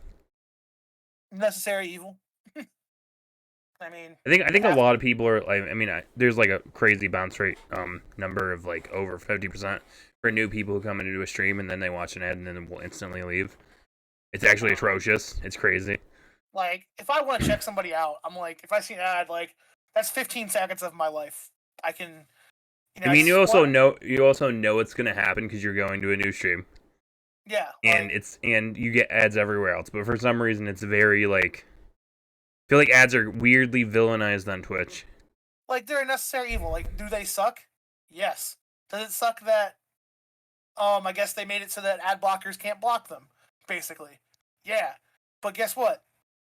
They have to exist with a lot of people who you watch would just move to YouTube and just do other things. Because, I mean, from what it's just not, it's necessary. It's a necessary thing to have happen, unfortunately. Because without ads, like, Twitch doesn't make money, which means that people who make money on here don't make money. So. I mean, it's true. If Twitch doesn't make money, then eventually, not saying soon, but eventually they will probably not be Twitch anymore. I mean, people complain now about Twitch. I mean, I complain about it, so I'm assuming a lot of people do it. We only get 50% of our sub money. Like, could you imagine if they didn't run ads? How much money of your sub money they take? Who knows? I mean, I don't have an issue with it, but then I also like. Guess I just don't care. Like, I wouldn't mind if people didn't sub to me. No lie, if I could ever get to a point where I could do like scheduled ad runs on my channel, and I had enough people that it would actually make money, I would just be like, don't even sub. Like, I'm gonna run these ads every hour or whatever it is. Yeah. I'm gonna stop everything I do to do it. Cause that's what the 2 biggest streamers I randomly follow do. They'll be like ad breaks at the top of the hour. Yeah, like we are taking a break. Everybody gets the ad, buddy, including everybody who's subbed, because you know what? I'm just gonna be sitting here doing this. And it's like, or going pee or whatever the hell you need to do. Making quote. I mean, that's my opinion on it. Like, I feel you. I mean, like I said, it's a necessary thing you have to worry about. It's like people that get pissed off over it. Like, if you get legitimately upset about it, it's a little too much. Like, sure, they suck, and everyone hates watching commercials. No one likes commercials unless they're really good commercials. But like, it's not like the end of the world that they exist, and in ways they allow people to do what they want to do. So like sure, we all hate the rage, or not. I mean, I can't say this for you. I'll change the sponsor name. But we all hate seeing the MeUndies commercials before podcasts and stuff. But this guy, you could just say Raid Shadow Legends. Like, they're not gonna do anything to me because you said you don't like it. They're not gonna be like, like they reach into my wallet and be like, the money we gave him. Hey, I didn't want to lose you a sponsor, okay? I mean, the game isn't even that bad. There's literally one thing that I could do without the game, and otherwise I think that people are obviously against it for the ads. The only thing in game that I did not like, legitimately, the only in game thing that I didn't like, obviously I don't do daily games. Period. Just not my thing. The only in game thing that I legitimately could just be like, okay, well, fuck you guys. Is they want to sell you something, and then they pop up 3 things in a row. Otherwise, like, the game actually is not bad. I played a game 10 years, well, ooh, God, I'm old. 13 years ago. 14 years ago now. Holy fuck, almost half my lifetime ago. 2007. Wow, that was just like it on the PC, and I played it religiously, daily.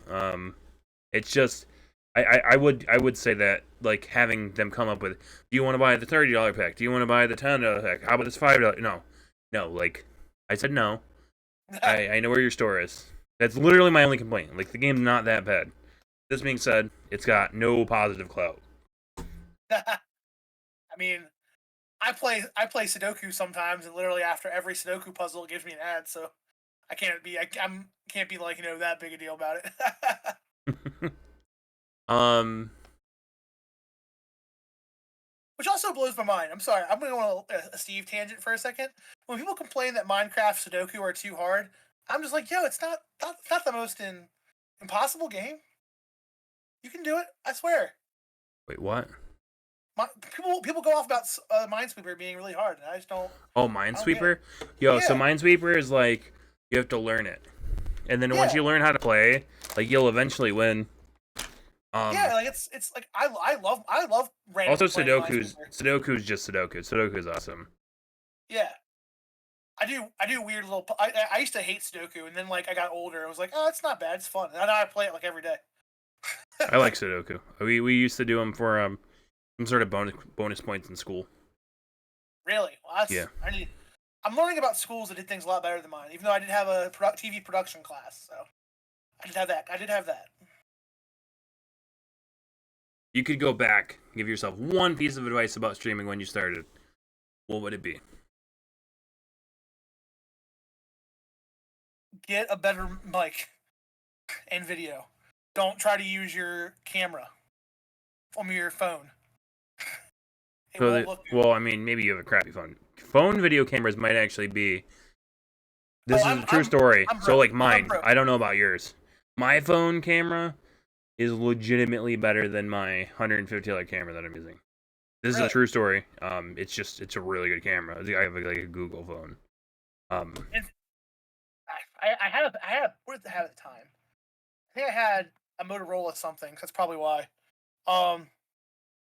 Because I had just broken one of my phones, so I bought a cheap one while I was still working at AAA. I think no, I wasn't working at AAA.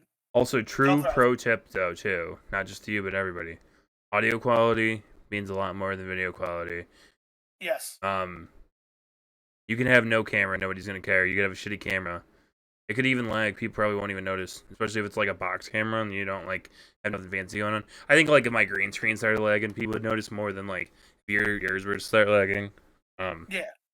Well, like, so this one I'm wearing right now is the first headset I bought to record with. It's the Hyper whatever. HyperX. That logo. Yeah, it's the same brand as my mic. And the mic in this thing is awful. All you hear is, so yeah, we're gonna be streaming about the thing right now. We're gonna be playing more. That's all you hear. And so it's like, I wish I had told myself, buy like the Blue Yeti.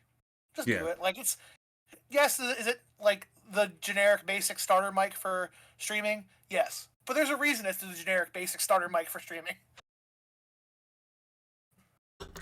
I also have, like, with like quality settings and stuff, I haven't even touched mine. Like, I could literally, like, if I wanted to put 15 different settings on this microphone I have in front of me, it could probably, like, I think it's decent, other than when Steve is coming through his camera mic. I think it works out fine. I've never said I'm a good guy. I just said I'm a guy. Okay. You are a guy. By the way, so just random Steve question to Zell. Are you a seltzer boy? Seltzer? Hard? I see you drinking Trulies. Yes, yeah. I am seltzer boy. What's your favorite brand? Seltzer? Yeah, is it Truly? Is Truly the favorite seltzer, like the alcoholic seltzer brand? Probably. They have teas, they have lemonades, they have. Yeah. I like them all. To be honest with you, I'm not trying to offend anybody here. I like a good girly drink. Oh yeah. No. I don't do beer. So like liquor with some fruity shit, me all day, all night. dude, like that's been one of my favorite things that I think has finally started to like change in the world. Not to get too like in that direction, but like the idea that like as a man you have to drink like you gotta drink a Natty Bow or a Natty Light. You gotta just chug or drink a freaking Guinness. It's a black, like dark as my soul beer. What I Like, will say though is like I completely agree with you, but I also think I should be allowed to call it a girly drink. oh yeah, no, you can Like, do that. But I think that like I think we I think all that, know like, what I mean. I don't think it's offensive, right? I think I'm allowed to call it a girly drink and nobody be like, well, it's not just a girl. It's like no. You don't take my point. You're completely ignoring my point to like do some like weird direction with this where I'm insulting somebody somehow. No, I call it a girly drink because that is. I just think that's like one of those things where I'm just glad that now, like, if I were to go to a bar, even though I really wouldn't right now. I mean, I've been out and about randomly at times, but like usually, not as much as I used to be. But if I went into a bar and drink like a seltzer, I'm not gonna be looked at weird by like a bartender, Whereas I feel like even 5 years ago, if I didn't order like either a beer or like a rum and coke or like something that's kind of more of like a old fashioned or something, people would be like, "This motherfucker right here is ordering a fucking girly drink." You know what I mean? I don't know. I've gone up to a bartender 10 years ago and asked for blowjob shots. Nice. So I didn't know what that was until like 3 months ago. oh god, they're or the other one pancake breakfast. The There's one's called, pancake like, breakfast shot. I've learned of one's called like the green tea shot, where it's like vodka and like green tea and like something else like matcha or something. It's like weird. I have weird people I know. It's great. Wow. Steve, Yes, sir. I want you to sell your stream to us. Why should we go to a Steve Zero stream? 001. 001, Steve 001. Zero. It's a weird name. I know it's hard. So I play games relatively fast. I like to think that I foster a good community of people that, like, just love to hang out and love to just talk about shit.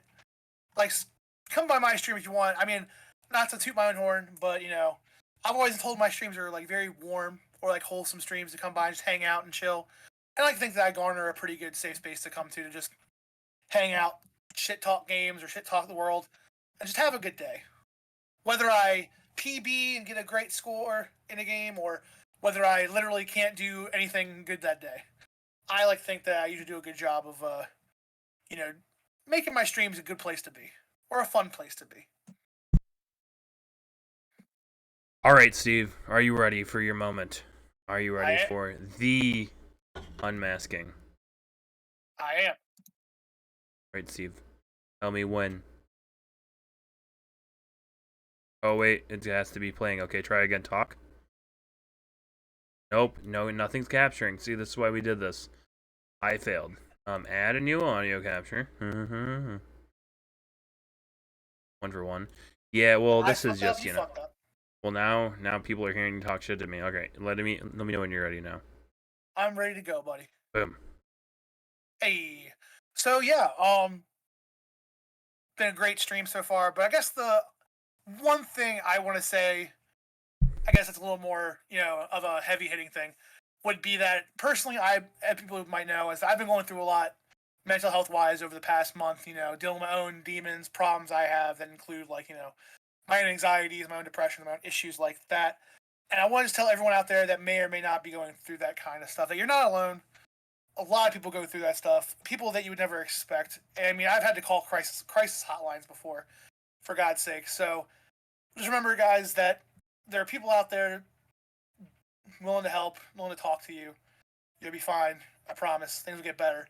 If you do need help, help is always available at the suicide hotline prevention, which is 1-800-273-8255. Just know that everyone's out there for you. There are people there for you, I should say. And we all deal with our issues. Personally, I had my own mental breakdown at work not too long ago. It's why I'm currently taking a leave of absence to work on myself because I've had a lot of my own personal issues. So just remember, there's a lot of ways that you can find help and try to find help. So don't give up on yourself because people aren't giving up on you. I'm good. I think that's a good unmasking, I think.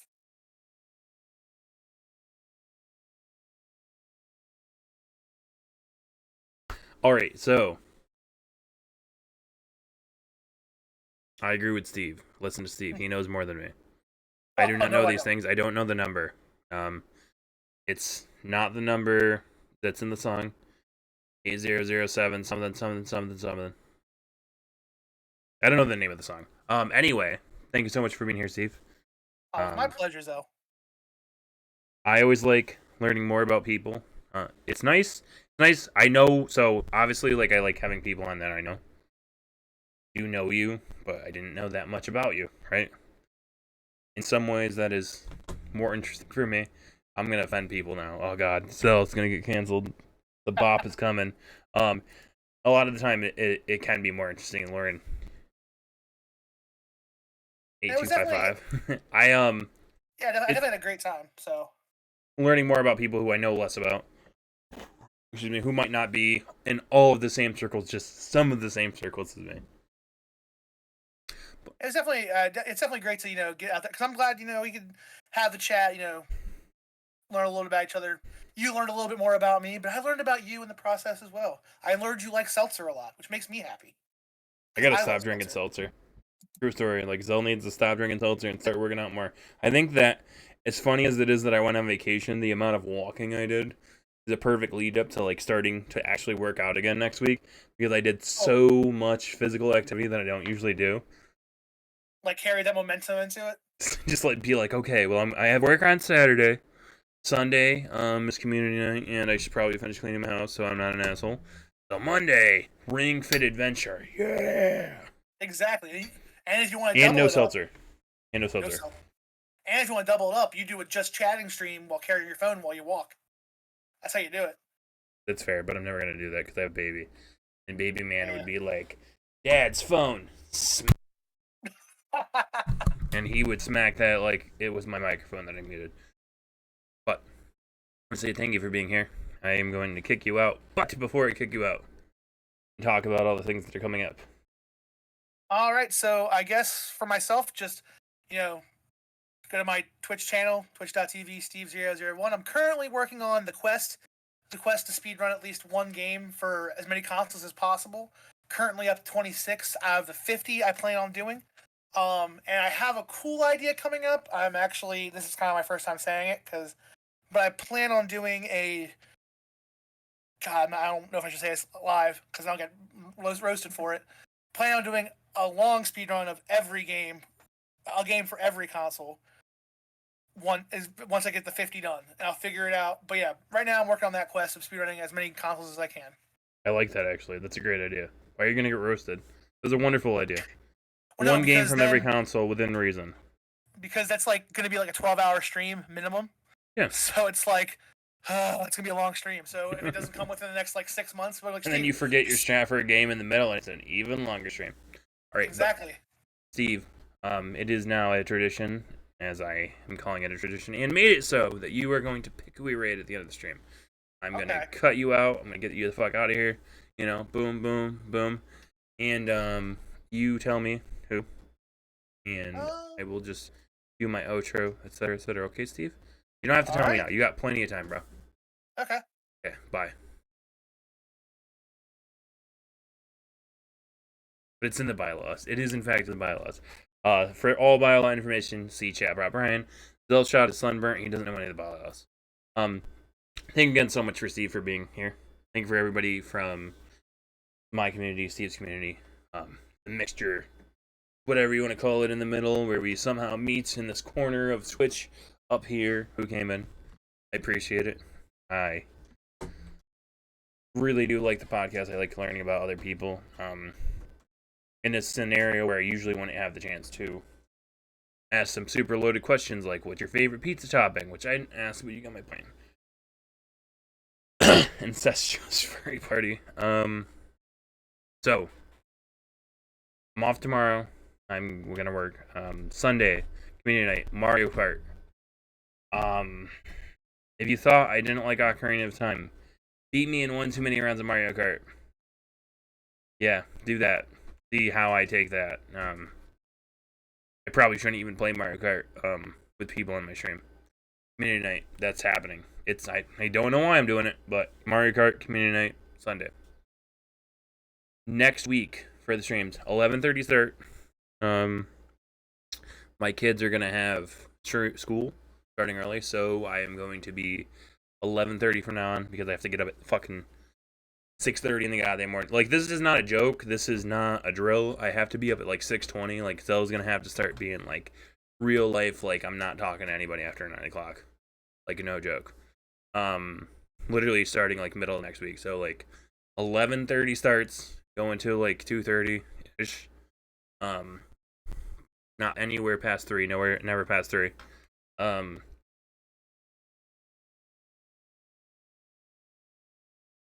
playing Kingdom Hearts 3. For anybody who missed the stream this afternoon, it is in memory of fellow streamer Reaper's Grave, who passed away from complications of COVID on this Monday. So we are playing Kingdom Hearts 3 on our weekday streams, Monday through Friday afternoons, whatever. That's what we're doing. So, if you want to see more or your first installment of that as I play it, that's what we're doing. My titles are going to be very, very all interesting. They're going to be like the most interesting you've ever seen. They're going to be like making Reaper proud in memory of Reaper. Rip Reaper's Grave. Super nice guy. He was actually on the podcast forever ago, and I never got his video on YouTube because I don't know how to cut things. I mean, Steve thinks I'm gonna get his video. I don't know how to. I don't have any software downloaded or know how to even do a simple cut. Okay, I said that.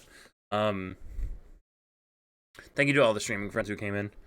I'm doing a very bad job lately of keeping track, but you know, Brian, Casmiana, Steve, Old Man. Zeph was here earlier for a little bit. Betty.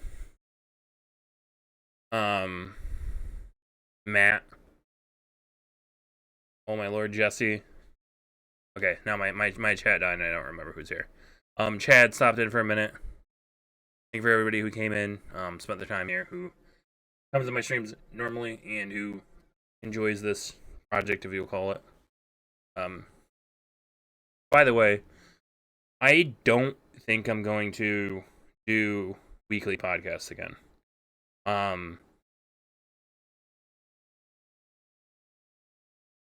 Just because they're like a little bit more difficult to do now. And I'm shellfish and don't want to take off Friday afternoons. So it's probably still going to be every other week. I'm going to try to get as many people who are interested lined up.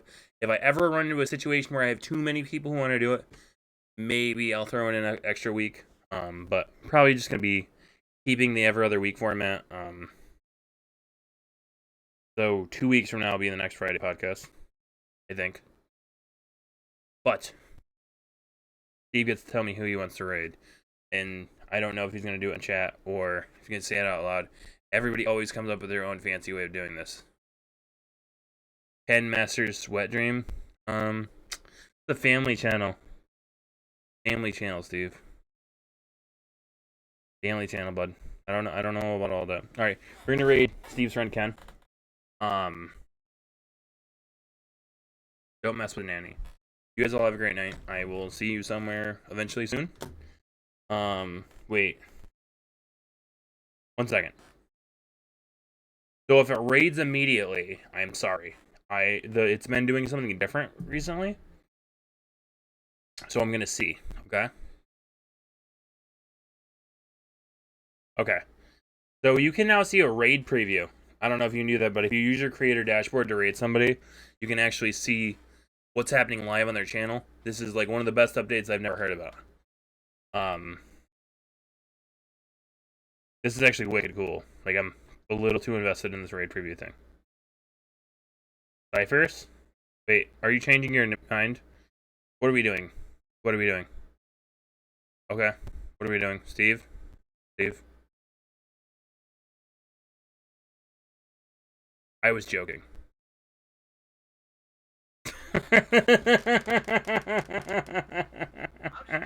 I was fucking with you, dude. I remember we talked about the whole swearing thing earlier. It was an inside joke that you missed.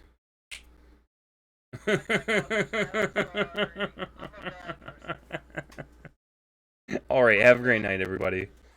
I don't know if this raid's gonna go through now. Raid. Huh? Yeah, I'm gonna redo it. I was just talking about the cool new tool. Start raid. There we go. We are like 10, 9, 8, 7. Everybody leave now. 6, 5, 4, 3, 2. Wait. And wait. Wet dreams?